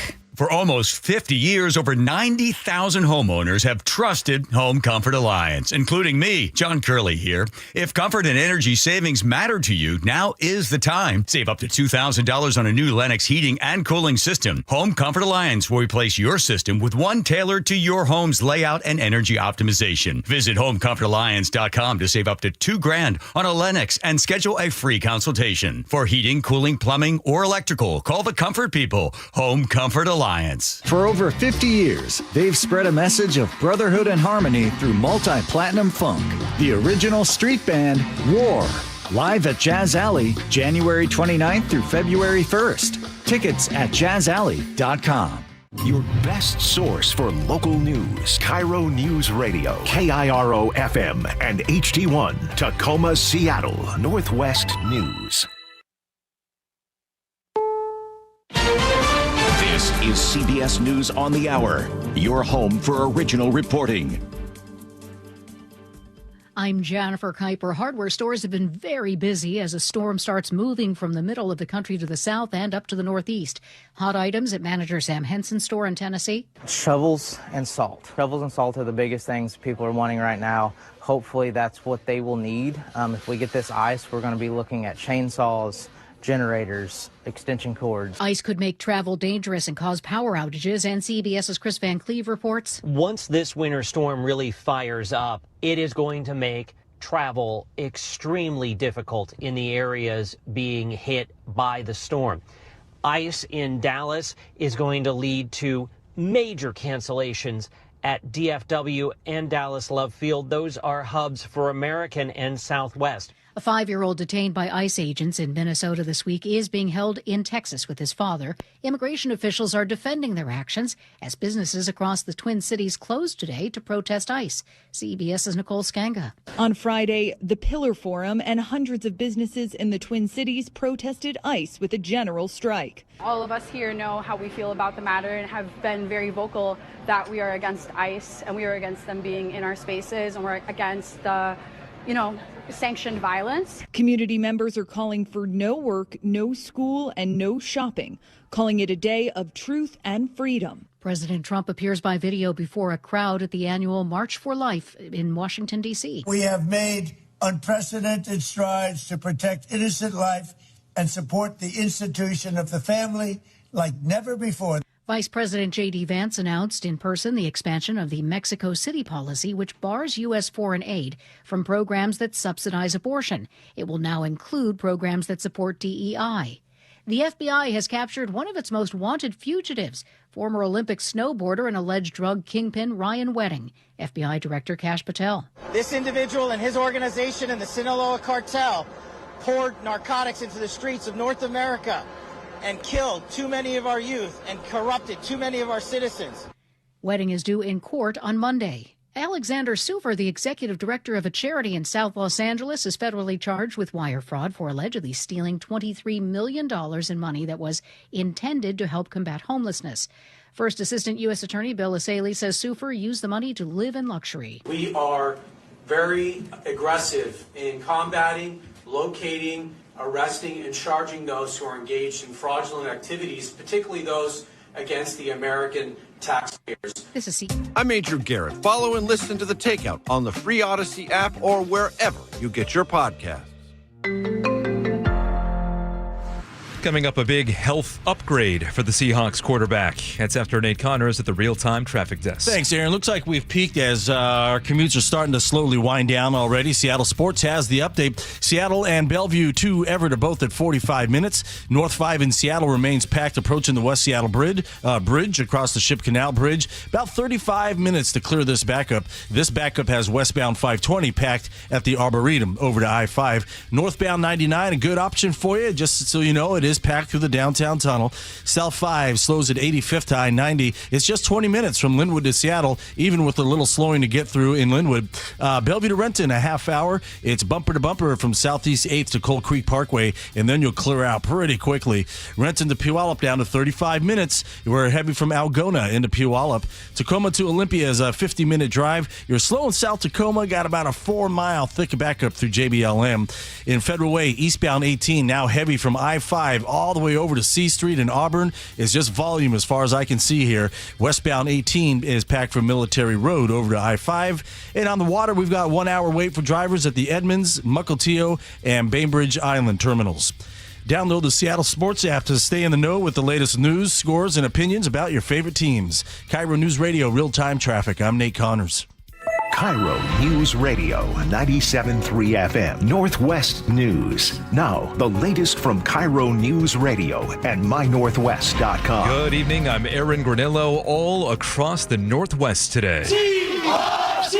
Twelves are buzzing on this Blue Friday. The Seahawks are just one game away from the Super Bowl. Their quarterback, Sam Darnold, now appears to be back at full strength. Feeling really good this whole week. I feel like the process is going right along where it should be, so feel really good for Sunday. Darnold is off the team injury report after rehabbing an oblique strain. Offensive lineman Charles Cross is also good to go. He's been nursing a foot injury. The team today also announcing an honorary captain for the NFC Championship game. Cam Chancellor comes in like a missile and hits him for no gain. Cam Chancellor, he was a key piece to the Legion of Boom that won the Super Bowl. The Hawks can make it back to the big game with a win over the Rams on Sunday. Kickoff 3:30 right here on KIRO News Radio. We now have a date for light rail to carry passengers across Lake Washington. KIRO News Radio's James Lynch reports service is set to begin on March 28th. There have been many challenges since voters approved ST2 in 2008 to do what some say could not be done, building light rail across a floating bridge. In just over 2 months, it will be a reality with service between South Bellevue and the Chinatown International District. King County Executive Gurmai Zahalai. We'll have a breathtaking new normal that has never been done anywhere else in the world, but never been done before is part of who we are here in the Puget Sound region. In Seattle, James Lynch, KIRO News Radio. Washington's blood supply is running dangerously low. Christine Goodwillie with the Red Cross says storms and flooding last month canceled many blood drives. Donations have not yet rebounded. We are asking the public to come and donate blood because we don't want hospitals to be in the situation where they're having to decide who gets care. You can donate between now and Sunday also for a chance to win a trip for two to the Super Bowl. Now to your weather update, looking at clear skies tonight and tomorrow some morning fog, afternoon sunshine. A few more clouds develop for Sunday's game, but we'll stay dry through the weekend. Right now, 43 degrees in downtown Seattle. I'm Aaron Granillo, KIRO News Radio. Your best source for local news, serving Western Washington and the world with a KIRO News Radio app. Always streaming live on your smart speakers. You're listening to KIRO News Radio, Northwest News. This is the John Curley Show on KIRO News Radio. Tim Gatos, Greg Tomlin in for John Curley today. Man, I tell you, been a great time. There's so much to get into, a lot going on. with this game coming up on Sunday, a lot of people are excited and really concerned about what traffic is bringing to this region. I mean, this is something that is significant. And, of course, today, Greg, you probably heard the big news, right? The huge, mega, colossal news. They set the date for light rail that's going to be launching between the east side and Seattle. And this will be the first ever. It's finally here. 6 years late. 6 years late, but it's opening March 28th. The long overdue connection. It's going to be the world's first ever train on a floating bridge. That seems ominous to me, though. What did we have? I already forgot it. The bomb cyclone from a year and a half ago. Right. Have you ever driven across that I-90 bridge in really, really windy weather? It's almost scary kind of being in the car. And right. I don't know if it's just my imagination, but I feel like I feel the bridge moving back and forth. I'm really concerned how that's going to hold up in the long term, being the first ever light rail over a floating bridge. We'll see. I mean, you think about today's a day for optimism, Tim. Yeah, thanks, Greg. you think about connecting these two hubs, right? You're connecting Seattle and Bellevue, these hubs of this region, and we were talking earlier about what will this bring, right? What are the positives, the advantages, all of these things that it's going to really take our region to new heights? Is that possible? And Greg, for you, when you think of this connection, what do you think this is going to bring for our region? region? I'm lying in bed at night next to my wife and I'm thinking about this light rail connection, I have a few thoughts, Tim. On a personal level, I'm probably going to use it, and the first time I'll probably use it is to get down for an M's game this spring, considering it's may or may not be operational at that point. We'll see, right? Yeah. Might have some bugs to fix out in the beta version. But I'm excited because I live on the east side, and I would definitely like to avoid the parking nightmare when I'm going down to a sporting event. And I think it drops you within blocks of both major stadiums. Mm-hmm. And so, yeah, I'll probably use it. Now, I can separate those feelings from my general feelings about Link Light Rail and what a disaster I think it's been. The Washington Policy Center has really good stories on this. Most of the ridership on Link consists of existing bus riders who switched because their routes were truncated or discontinued. A little more receipts here. In 2024, Metro carried 37 million fewer riders than they did in 2019. And though COVID had a lot to do with the steep decrease, it's also true that Metro lost about 6 bus riders for every light rail rider Sound Transit gained. Not only is total transit ridership in the region lower today than it was in 2019, it's also lower than it was 15 years ago. A not so cost-effective way to try to address some of the transportation woes around the area is light rail. Boondoggle projects, outrageous budgets, decades-long projects, and I just don't know if we're getting our money's worth. Yeah. Well, the antidote for being able to see a budget come in under what it was forecast for is to hire Dow Constantine as the 100%. King County executive is like, you're going to come in under budget on that. Yeah. But I mean, but in reality, Greg, you talk about you're from the east side, you're coming into Seattle.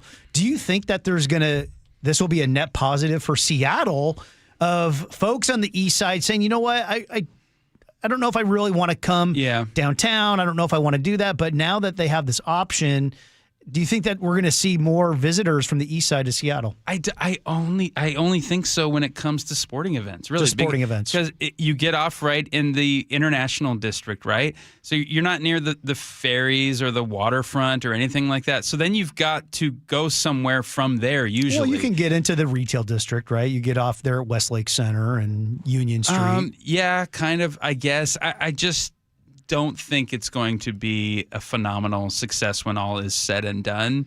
I'm sure that it'll try to be spun that way, but I don't think these cars, you're going to see them packed every single time going across I-90 when you're driving and looking over at light rail. I could be wrong. Maybe I'll be pleased that I am wrong later, but I just don't see light rail in general making that huge of an impact on the region when buses could have done the job, and it was doing the job. So the reverse of that question is, what kind of impact will this have on the east side and Bellevue? Some I've heard, might be concerned that this could bring some of, quote unquote, Seattle's problems to the east side.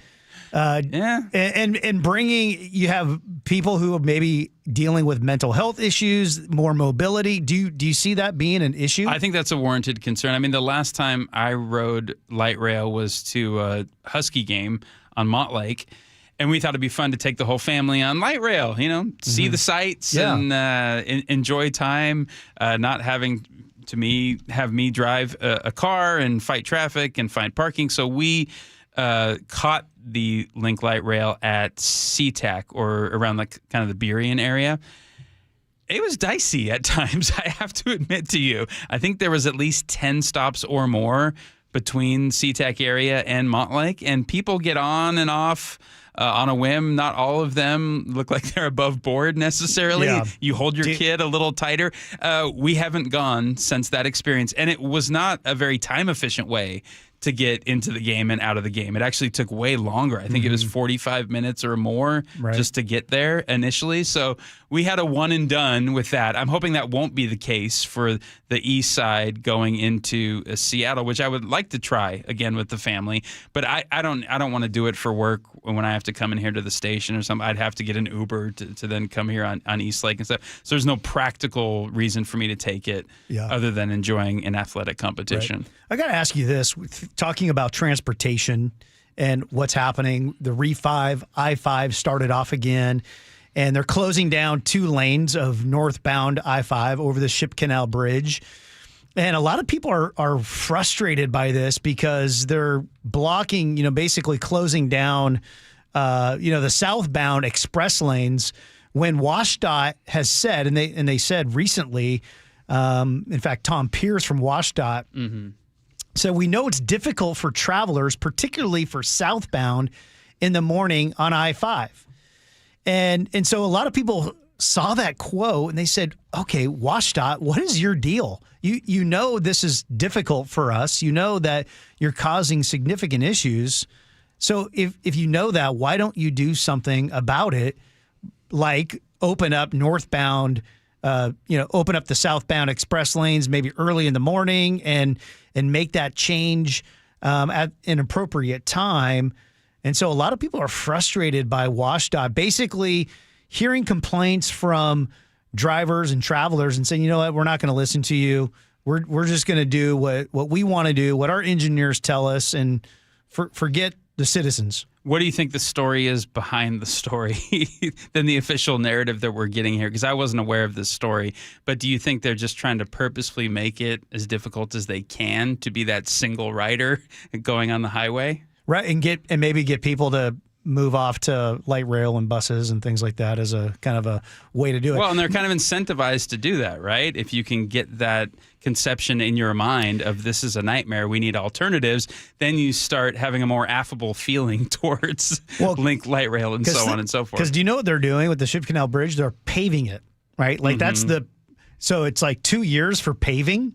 Like, I don't know if have you ever heard of paving a bridge for 2 years? And I'm not in that world or that space, but when I read that it's going to take 2 years to pave the Ship Canal Bridge, I was like, that seems like a long time for paving. Right. Well, they're also replacing expansion joints. Here we go. Adding drainage. Okay. Expert incoming. And just kind of giving a shoe shine to the whole thing, if you will. So, I mean, longevity is the idea. So, okay, let's add expansion joints and paving. Is that 2 years? I mean, that still seems like a long time.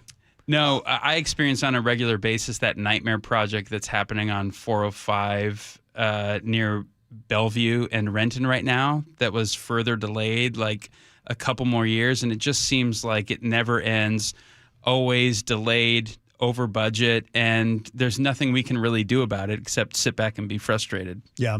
I'm hearing from folks that say, WashDOT, the way that they view drivers, if you're late to work, if you miss daycare pickup, if your commute eats another hour of your life, that's considered success so long as the spreadsheet looks tidy. It's less about engineering and it's more about indifference. Some say WashDOT employees do not live the commute that they impose. Many take the bus or light rail and are proud to commute via bike or whatever it might be. But they don't understand the issues that they're experiencing. They're insulated from the consequences of their decisions. So they kind of treat it as behavioral correction instead of something else. And so I think there might be some truth to that. I want to do a hard pivot here, Tim, because I want to get to this story. And by the way, later up, coming up in the show... You don't like expansion joints. No, I don't find it sexy, okay? That's why I interjected with the hard pivot. I let you have the final word on that. Want to tease this coming up. We're going to be talking to Andy Dooley, the in-game host over at Lumen Field on Seahawks Sundays, to break down the big game against the Rams this Sunday. You won't want to miss that. That's coming up in about 10 minutes. But a very different kind of athletic feat involves a man named Alex Honnold. I don't know if you've heard of him. I was introduced to this concept of free soloing a few years ago when I saw his documentary Free Solo, and the term basically describes a rock climber who ascends large mountains or buildings and so on without the assistance of ropes, harnesses, or other safety equipment to stop a fall. And the big news this week is that he was going to ascend some building and live stream it on Netflix. But Joe, you have some news on that, or some breaking news, rather. Yeah, we're supposed to be happening right now. It's supposed to start at 5 p.m. It's the Taipei 101 Tower in Taipei, Taiwan, which is 1,667 feet, 101 stories, and it got delayed due to weather. So inclement weather, I think a little rain and wind caused Netflix to decide to postpone until tomorrow at 5 p.m. What do you make of this event being live streamed? I like the trend that Netflix is featuring more athletic competitions and things like this for a live audience. And at the same time, don't you think just a lot of this is a morbid curiosity of people wanting to tune in to see this? What if he falls? Yeah, I mean, that's... I don't know, Greg. I mean, but it's kind of gross. I mean, if you break it down, right? And it is something spectacular to watch. And at the same time, one little slip up means you could see someone lose their life on Netflix. It's kind of gross. But at the same time, what about the Evel Knievel argument? And we used to see stuff like this all the time in American culture, which is people kind of doing crazy things, and then it went away for a couple decades. Do you think this whole Free Solo episode with Alex Honnold is sort of rejuvenating our interest in the morbid curiosity? I'm still thinking about expansion joints right now. I can see it in your eyes. Absolutely. Would you watch it? Would you watch it? Yeah, I would watch it. You would? Yeah, I would. I mean, and I think I like that Netflix is doing these things live. I think it's very innovative, and I hope they keep doing that. This thing, I mean, certainly I'm not going to have my kids watch with me. But I think it is going to create a lot of sensationalism and a lot of eyeballs, and obviously Netflix is going to like that. But when I saw Free Solo, though, I saw the documentary too. I was enthralled. It was like, oh my goodness, it was one of the best documentaries I've ever seen. It was so good. Here's the thing, and the difference between that movie and what we're going to potentially watch on Netflix is when that documentary came out, he was single. I think he had a girlfriend at the time. Now I believe he's married, has at least one kid. And I'm sort of the opinion, the older you get and the more you increase in your responsibilities and other people relying on you, you almost have a duty to take less needless risks. And I put this whole adventure in that category. Yeah. Well, it's like, dude, this might be easier than El Capitan, right? Well, maybe. I mean, I haven't investigated the structure that he'll be climbing and to see where he could put his fingers and stuff. But I, like you, was completely captivated by that movie. And it's just insane what he's able to accomplish. Climbing up hundreds of feet on a rock that just looks like a smooth surface. And somehow it's like he Spider-Man's the thing. And yeah, it is pretty compelling. I can't believe you brought up Evel Knievel. I mean, look, that is I thought you were too young for Evel Knievel. I remember Evel Knievel. Didn't he try to jump the Grand Canyon and broke like every bone in his body?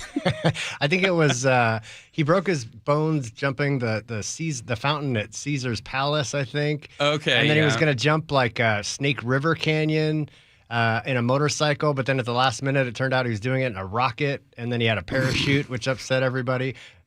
I did a lot of reading about this a couple days ago. So. Did he jump expansion joints, though? That's the $64,000 question right there. I prefer Super Dave Osborne. Anyone? Yes, HBO, I remember. May he rest in peace, by the way, Bob Einstein. Greg Tomlin, Tim Gatos in on the John Curley Show. Coming up, we're going to welcome AD, Andy Dooley, to the show to break down the huge NFC Championship game happening in our backyard this weekend. What can we expect? We'll get to that in a moment. First, let's send it on over to Nate Connors at the Real-Time Traffic Desk. Thanks, Greg. Seattle Sports Guy has the update. North 5 through Seattle, one of our biggest backups still out there from the West Seattle Bridge to the Ship Canal Bridge, and that's probably because of the two left lanes closed on Ship Canal Bridge for Revive I-5 work. About 35 minutes to make your way through downtown. Westbound 520 is packed from Montlake over to I-5 because of this backup.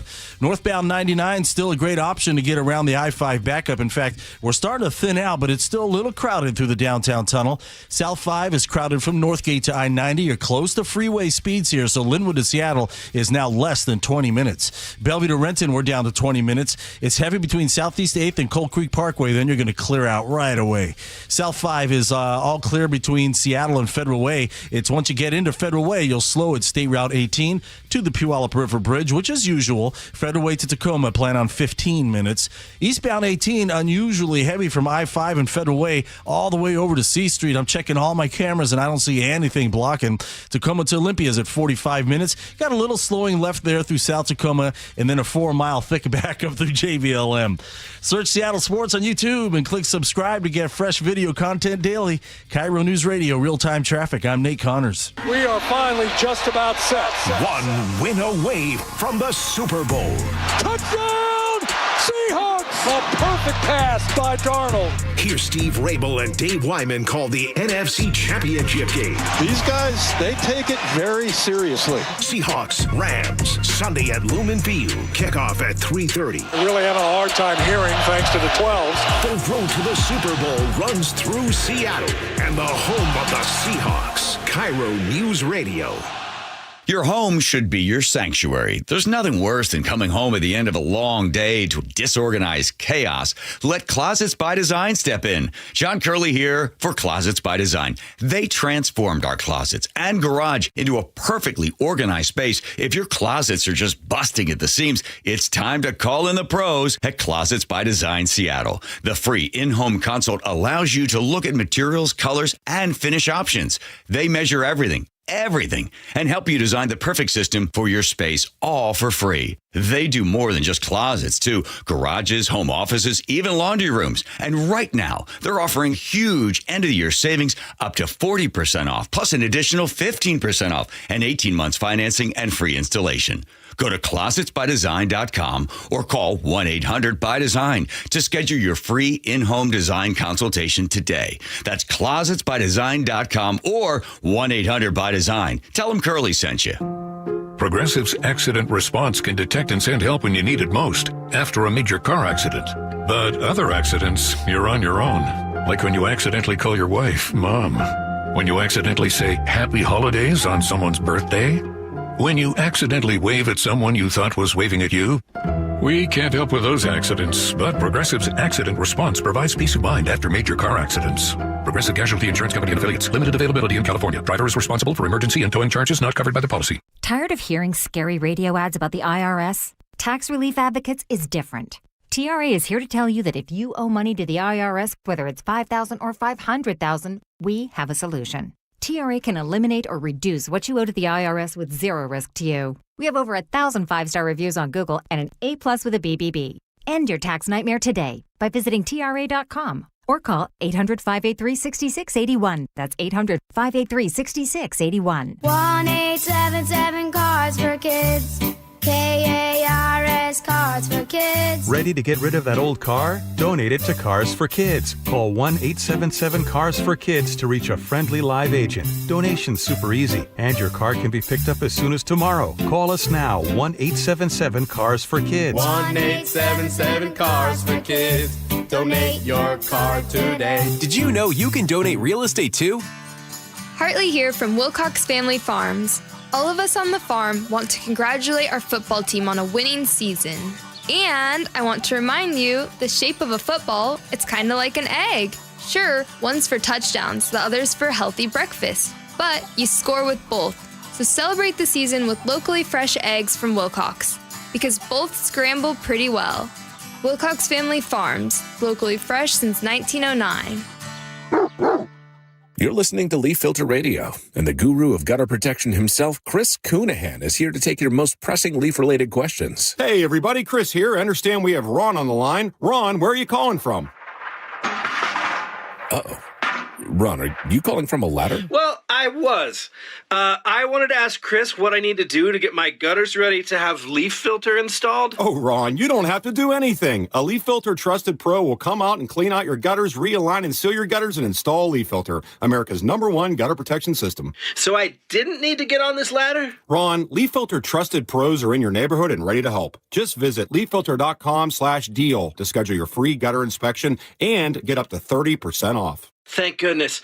What was that site? To get this special radio offer, go to leaffilter.com/deal for your free gutter inspection today and get up to 30% off. That's leaffilter.com/deal for up to 30% off. leaffilter.com/deal. See representative for warranty details. It's hiring season at Sky Nursery. Hi, I'm Jen, greenhouse manager here at Sky, where we've been proudly serving Seattle area gardeners since 1953. Sky Nursery is truly a fantasy plant land, but it's also a bustling environment that takes a great team to succeed. Whether you're making coffee, cashiering, or on the sales floor, we're looking for applicants who like to learn, adapt with the seasons, and go home knowing they made a difference in somebody's garden. Spring is fast approaching. Find open seasonal positions and benefits at skynursery.com. If you've been putting off retirement conversations because you're worried it's going to turn into a sales pitch, you're not alone.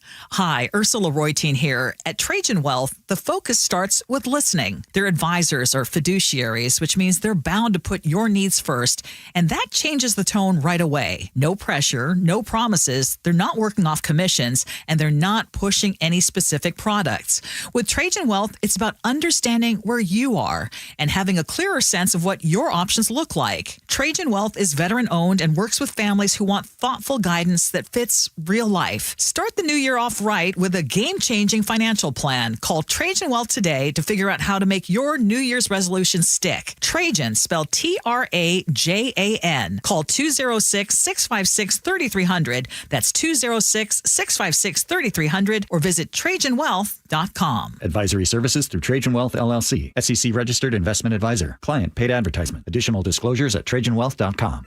KIRO News Radio 97.3 FM Northwest News. Now, the latest from KIRO News Radio and mynorthwest.com. Good evening. I'm Aaron Granillo. You can feel it across the Northwest on this Blue Friday. Oh my gosh, I'm so excited. I mean, any given Sunday, but I know our team has it covered. We're going to Super Bowl. Many of those 12s feeling confident. Others are anxious. KIRO News Radio's Luke Ducey talks with a leading sports psychologist. If you do have butterflies before the NFC Championship game, Dr. Daniel Wan from Murray State University says that's a good thing. Because if you don't feel anxious about an upcoming sporting event, are you really even excited? He also says in case the game doesn't go the Hawks' way, the outcome is not all there is to being a sports fan. However, my money's on Seattle. Luke Ducey, KIRO News Radio. It is a 3:30 kickoff on Sunday. Perfect weather on tap, low 40s, partly cloudy.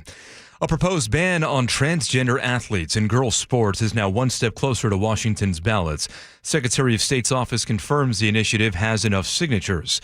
Brian Haywood with Let's Go Washington spearheaded that proposal and tells the Jason Rantz Show on Seattle Red what happens next is up to the legislature. They can vote on it, they can ignore it, or they can try to do their own version of it and put that on the ballot.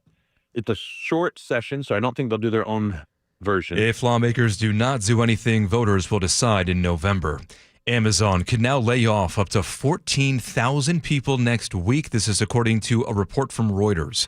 CBS tech contributor Ian Scher says it's another sign the job market in the tech industry is softening. It's not like suddenly things went off a cliff, but it's enough that all of the tech companies at some point have said, you know what, we overhired during the pandemic, even during the AI hype cycle in the beginning of it. And now they're deciding to cut jobs. Not clear yet how many Washington workers would be affected. Washington State Ferries now has 2 large boats out of service. The Wenatchee is out after striking a log on Wednesday. It was foggy that day. Crews will work to replace a bent propeller on the Wenatchee this weekend. Meanwhile, the Walla Walla is in dry dock. It needs both its propellers replaced. That leaves 15 vessels available, but WSF says it needs 17 to run full winter service. Frank Lenzi, KIRO News Radio. Let's check the roadways now from the real-time traffic desk at 5:33. Here's Nate Connors. Thanks, Aaron. Let's see. North 5 in Seattle is packed approaching the West Seattle Bridge to the Ship Canal Bridge. This backup has been with us all afternoon, just relentless, and it hasn't really improved. So it's about 35 minutes to make your way through downtown, and this backup is the reason westbound 520 jams up in Montlake. Now, South 5 was starting to thin out, but still just a little crowded coming out of Northgate to I-90. Linwood to Seattle, though, is less than 20 minutes. Both directions of I-5, though, are crowded through Linwood. North 405, all of a sudden, we're looking at scattered backups developing between Kirkland and Canyon Park. Bellevue to Linwood is up to a half hour.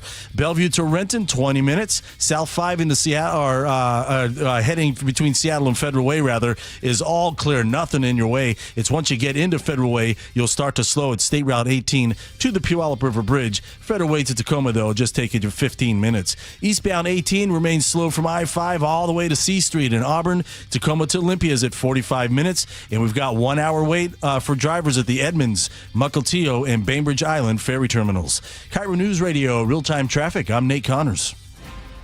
Thank you, Nate. Now to your forecast. We are seeing clear skies tonight, more sunshine for Saturday, Sunday, game day. Going to be dry, but a few more clouds do roll through. Right now, 43 degrees in downtown Seattle. I'm Aaron Granillo, KIRO News Radio.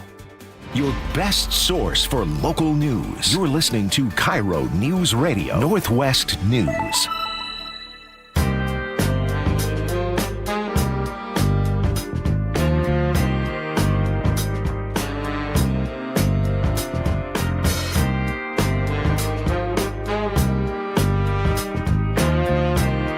Tomlin and Tim Gatos in on the John Curley Show. It is Blue Friday, and perhaps that term has never been more appropriate as I'm making my way into the studio today, crossing the 520 bridge going west. Two most prominent colors on this sunny, beautiful day here in the Northwest were blue skies, blue water, and green trees. And I thought perhaps this is a good omen for the Hawks game over at Lumen Field this Sunday. We can only hope so.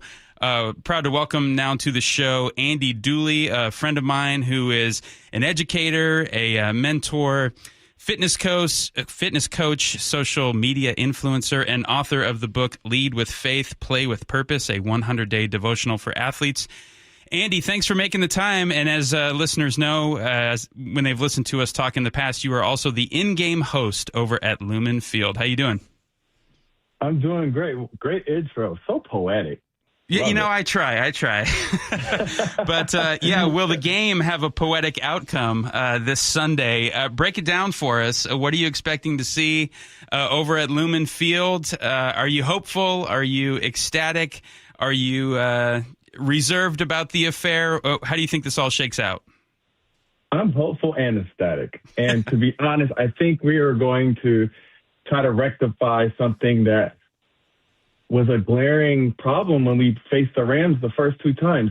Did you realize that our pass rush did not sack Stafford once in the two times we played them? That's got to change. Crazy.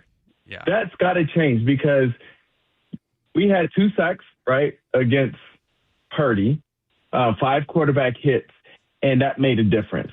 And then when you saw I don't know if you saw, obviously, the last game when the Rams played the Bears, they had 4 sacks, and that almost turned out to be a different game. And we need to make sure we are pressuring Stafford to really take advantage of our secondary.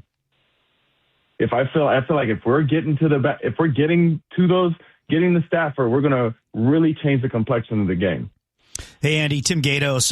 One of the concerns I think a lot of fans are rightly concerned about, of course, we dominated San Francisco, but of course we lost Zach Charbonnet, and he's part of that 1-2 punch with Kenneth Walker. That's been, they've had a rhythm all year, right? I mean, they've for sure, and now here they are coming up and having to, pregame for this matchup, and obviously have to, deviate a little bit from what they've done all year. How do you think that's going to play out? We're still going to have to rely on the run game to keep the Rams honest. The last time, Kenneth Walker had 11 attempts and 100 yards the last game. And I think we need to still ground and pound. I saw they brought up Holani, who is a secret weapon, I really feel. And what I see playing out is more attention given to our tight ends to be able to counterbalance, the missing of Charbonnet. You can't replace Charbonnet, but you can get very slick with formations and being able to even get Rashid Shaheed sweeps off the end from that backfield position. Yeah. It's interesting because, with Darnold limited in practice, right, because of his oblique, you're wondering, do they have Mike McDonald, I'm sure, is like, okay, are we going to throw with Charbonnet out, Darnold a little dinged up? Do we even have the ability in practice this week to, throw in a wrinkle or two, like you're talking about, like maybe go a little more tight end heavy, whatever it might be, versus like, you know what? Let's just do what we do and let the chips fall where they may, versus, and I'll be really interested to see if they throw in those kind of maybe new little wrinkles that, do take a lot of time in preparation to throw in. Yeah, I think watching Coach McDonald, and Coach Kubiak, I think they already have these wrinkles in place. Because think about when Charbonnet went down in the last game. You did see Rashid Shaheed get in there, and they got the ball to him in different, unique ways, where that was already pre-planned. I feel like Kubiak and McDonald are thinking way down the line, getting ready for this trilogy. So I wouldn't be shocked that we don't deviate too much from what we do. I think we're going to just keep the main thing, and we just have different pieces to plug and play. I think it would be kind of crazy to go too far off and change our game plan now at this point. Speaking of Rashid Shaheed, he had that game-changing kick return to begin the game against the 49ers. And I've seen a lot of teams this year not kick it out of the end zone. But do you think that'll be the case this Sunday, or they're just going to try to keep the ball as far away from Rashid Shaheed on those kickoffs as possible? If I was the Rams, I would be smart and not get it in his hands. That man has world-class speed, and he gets it from his family, and so you get that ball in his hands, you're setting yourself up for failure. So if I were them, I wouldn't get it in Rashid's hands at all. Talk about the in-game experience. Is this going to be your first time as host at Lumen Field for an NFC Championship game? Well, we'll see. We're still working out the logistics of what that's going to look like. But, yes, if I'm there, that will be my first playoff game ever. Well, that's really exciting. I know that environment is going to be electric. I mean, if I go off of just the last Rams game we played, which was an absolute movie, I didn't get home till 1:30. I didn't fall asleep till 3:30 because I couldn't come down from that emotional roller coaster. Yeah, it was an incredible game. It's been an unbelievable run, and it only seems like the guys are just on the precipice of another Super Bowl, which was really unexpected for so many of us diehard 12s up here that didn't exactly see this coming at the beginning of the year. But last question for you, Andy. In terms of facing the Rams for a third time this season, you mentioned that the pass rush has to be better. What else do you think the Seahawks have seen on film in those first two meetings that they've really got to correct this time out so the game is not in doubt in the last 2-3 minutes down the stretch? Yeah, that's a great question. I think we need to make sure we contain Kyron Williams and Corum, because in the first game, I think Kyron had 12 attempts, 91 yards, and that played a huge impact on them being able to win that game. Obviously, we had the turnovers on offense, which didn't help us at all, and we still came close to winning it. But the rushing attack really helped them out.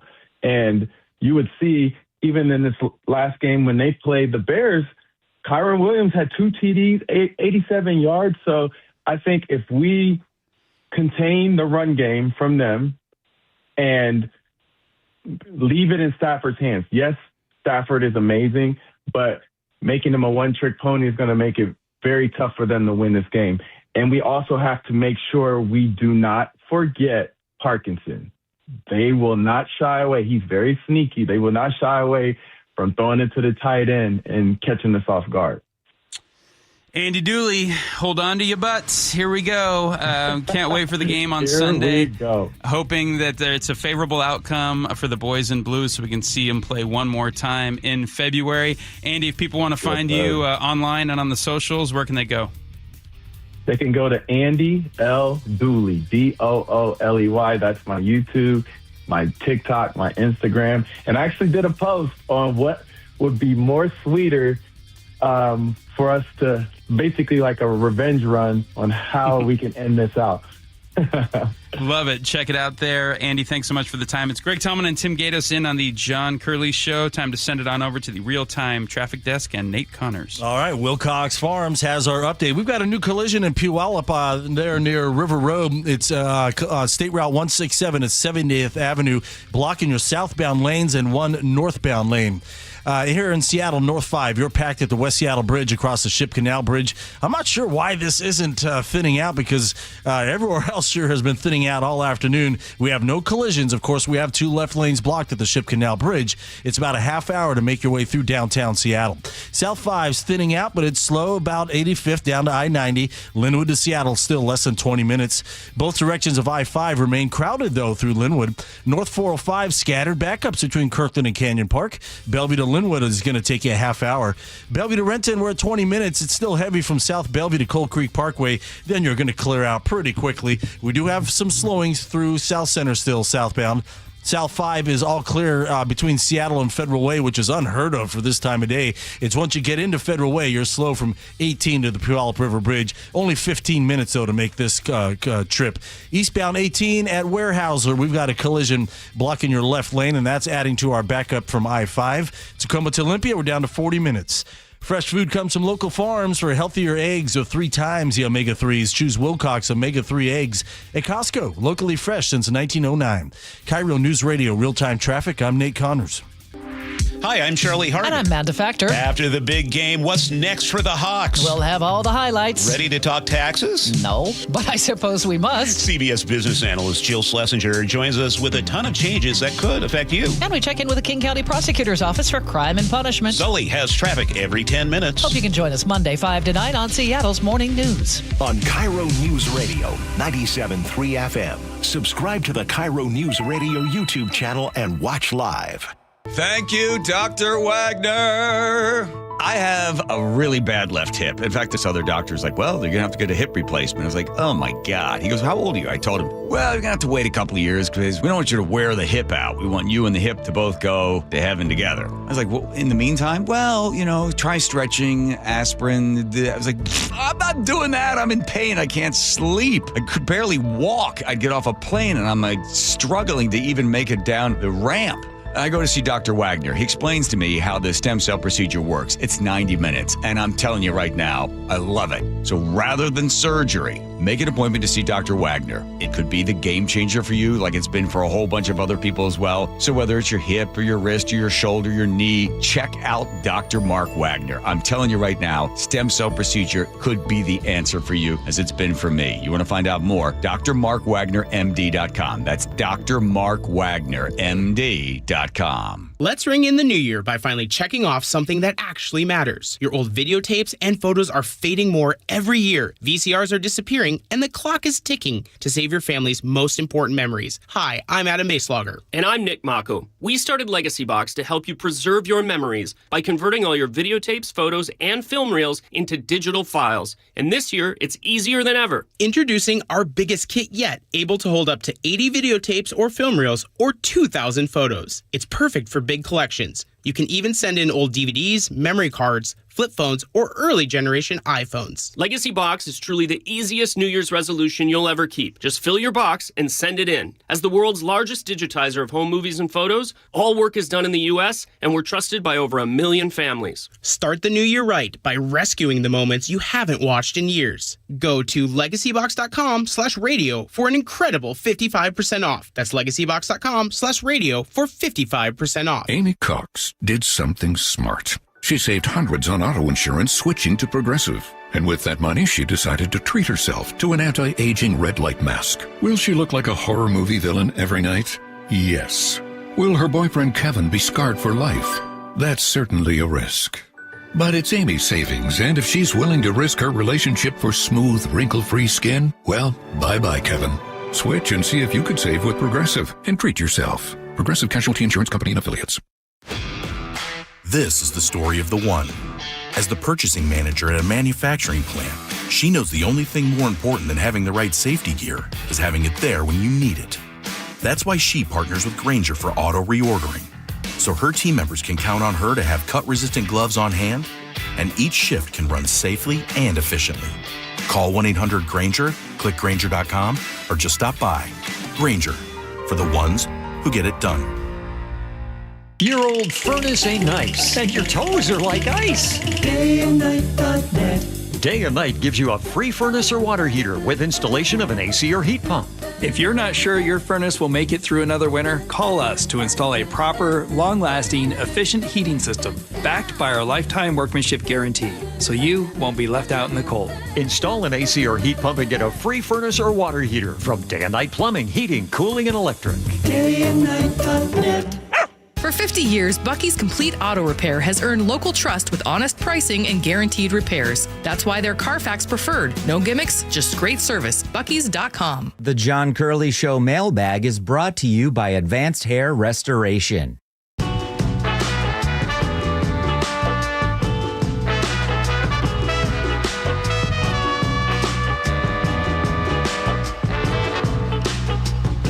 Greg Tomlin and Tim Gatos in on the John Curley Show. Tim, where are you going to be watching the game on Sunday? I'm going to be home. Yeah. Nice and cozy next to the fire. But, you know, we kind of thought, are we going to invite some people over?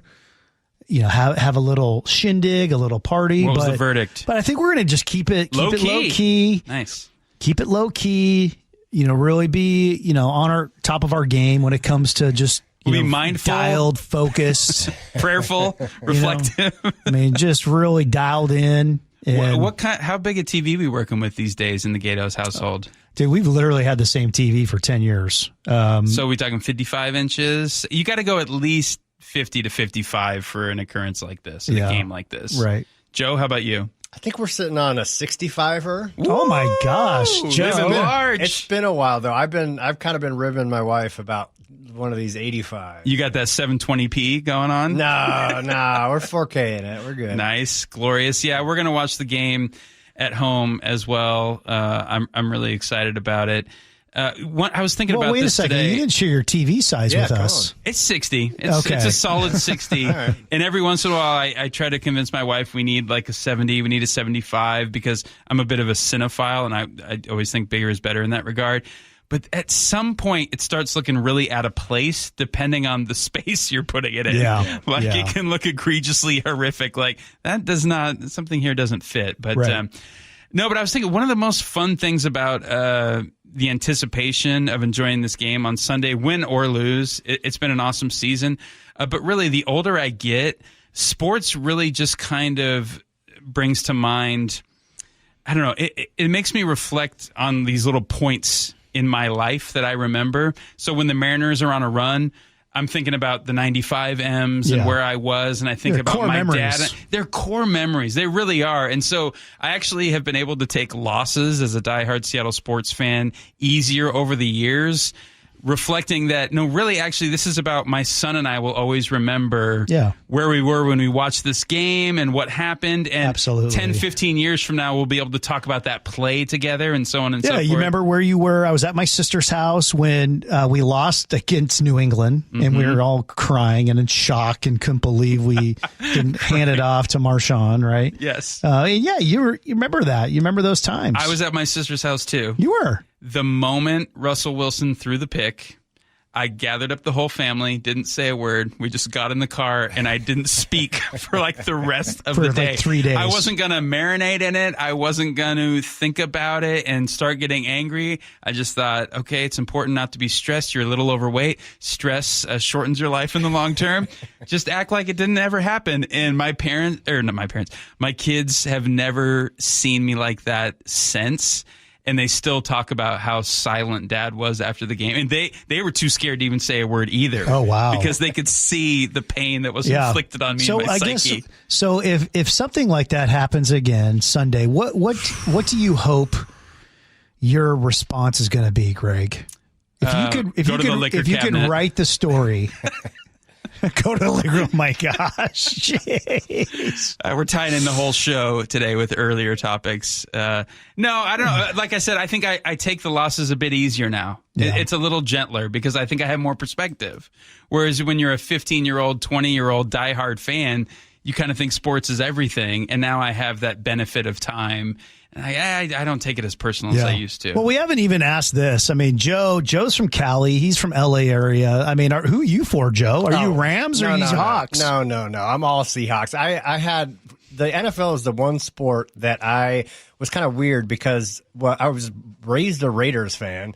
By the time I was old enough to really care, they had already moved back to Oakland, so I didn't have a real connection there. And so we really didn't have a football team for my formative years.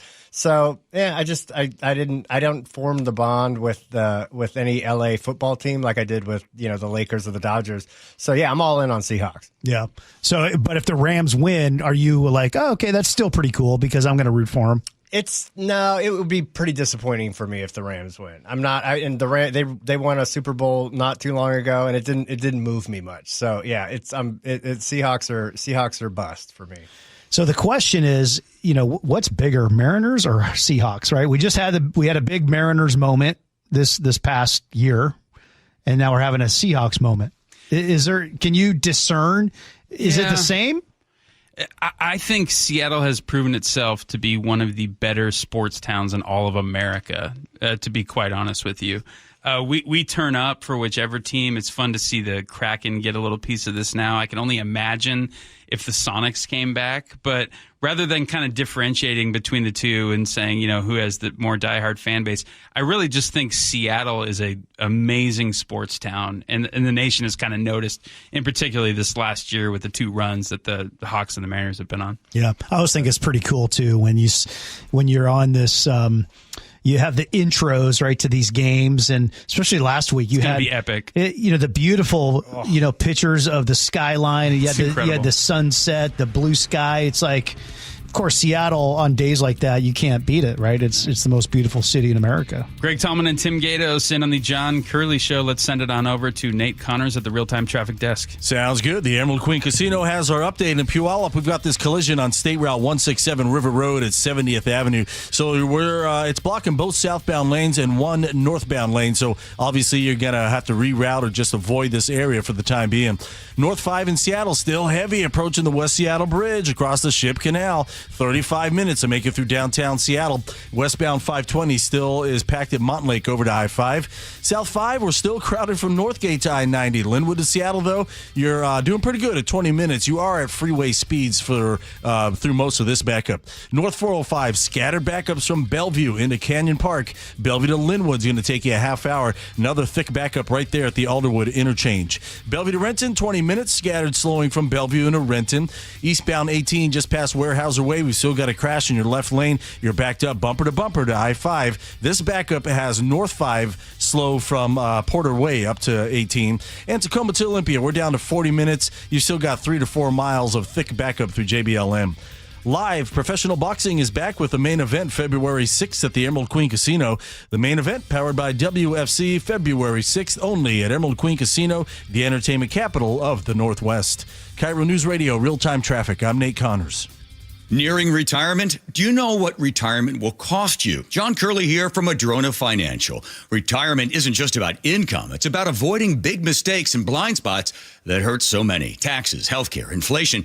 Even with reasonable growth, those three alone can wreck your retirement if ignored. Gain knowledge on how to turn your money into a system that supports you when times are good or bad. Join Matt Beyer and Madrona Financial and CPAs for a free virtual retirement planning workshop Tuesday, the 27th of January at 6:30 p.m. Attend from the comfort of your own home. Bring your spouse, too. You'll learn what a complete retirement plan looks like, not just a portfolio. Just call right now to RSVP, and they'll email you the Zoom link. Again, Tuesday, the 27th, 6:30 p.m., online via Zoom. To RSVP, call 833-673-7373 or sign up online at madronafinancial.com/events. It's free, but you'll need to RSVP. Call 833-673-7373. At Les Schwab, we've been changing the tire game for more than 70 years. We design our own exclusive tires to give you more tires made for the roads you drive, less compromise. All backed by America's best tire warranty included in every tire we sell. It's more unbeatable tire warranty, less charging you extra, like the other guys. It's all about you getting more from less. Stop by or book an appointment at leschwab.com. More than 4,000 women are diagnosed with breast cancer every year in Washington state. I'm Dr. Suzette Miranda with Northwest Hope and Healing. We provide a lifeline to breast and gynecologic cancer patients, and you can help us make a difference. Join us for Cork, Fork, and Support, an afternoon of wine tasting and inspiration on January 31st at Mary Hill Winery in Woodinville's Wine Country. Get your tickets now for Cork, Fork, and Support. Go to nwhopeandhealing.org to learn more. At Skyline, senior living never sounded so good. The world feels bigger when you stay connected to ideas, to culture, to the things you love. We designed Skyline for today's older adults who celebrate life rooted in the city, not apart from it. At Seattle's only true life care community, premier music venues, museums, and culinary gems are just steps away. Urban senior living has an address. Discover it all at SkylineSeattle.org. We live here in Washington. I travel all over the state for work. Affordable short-term rentals help us stay together and make Hazel feel at home.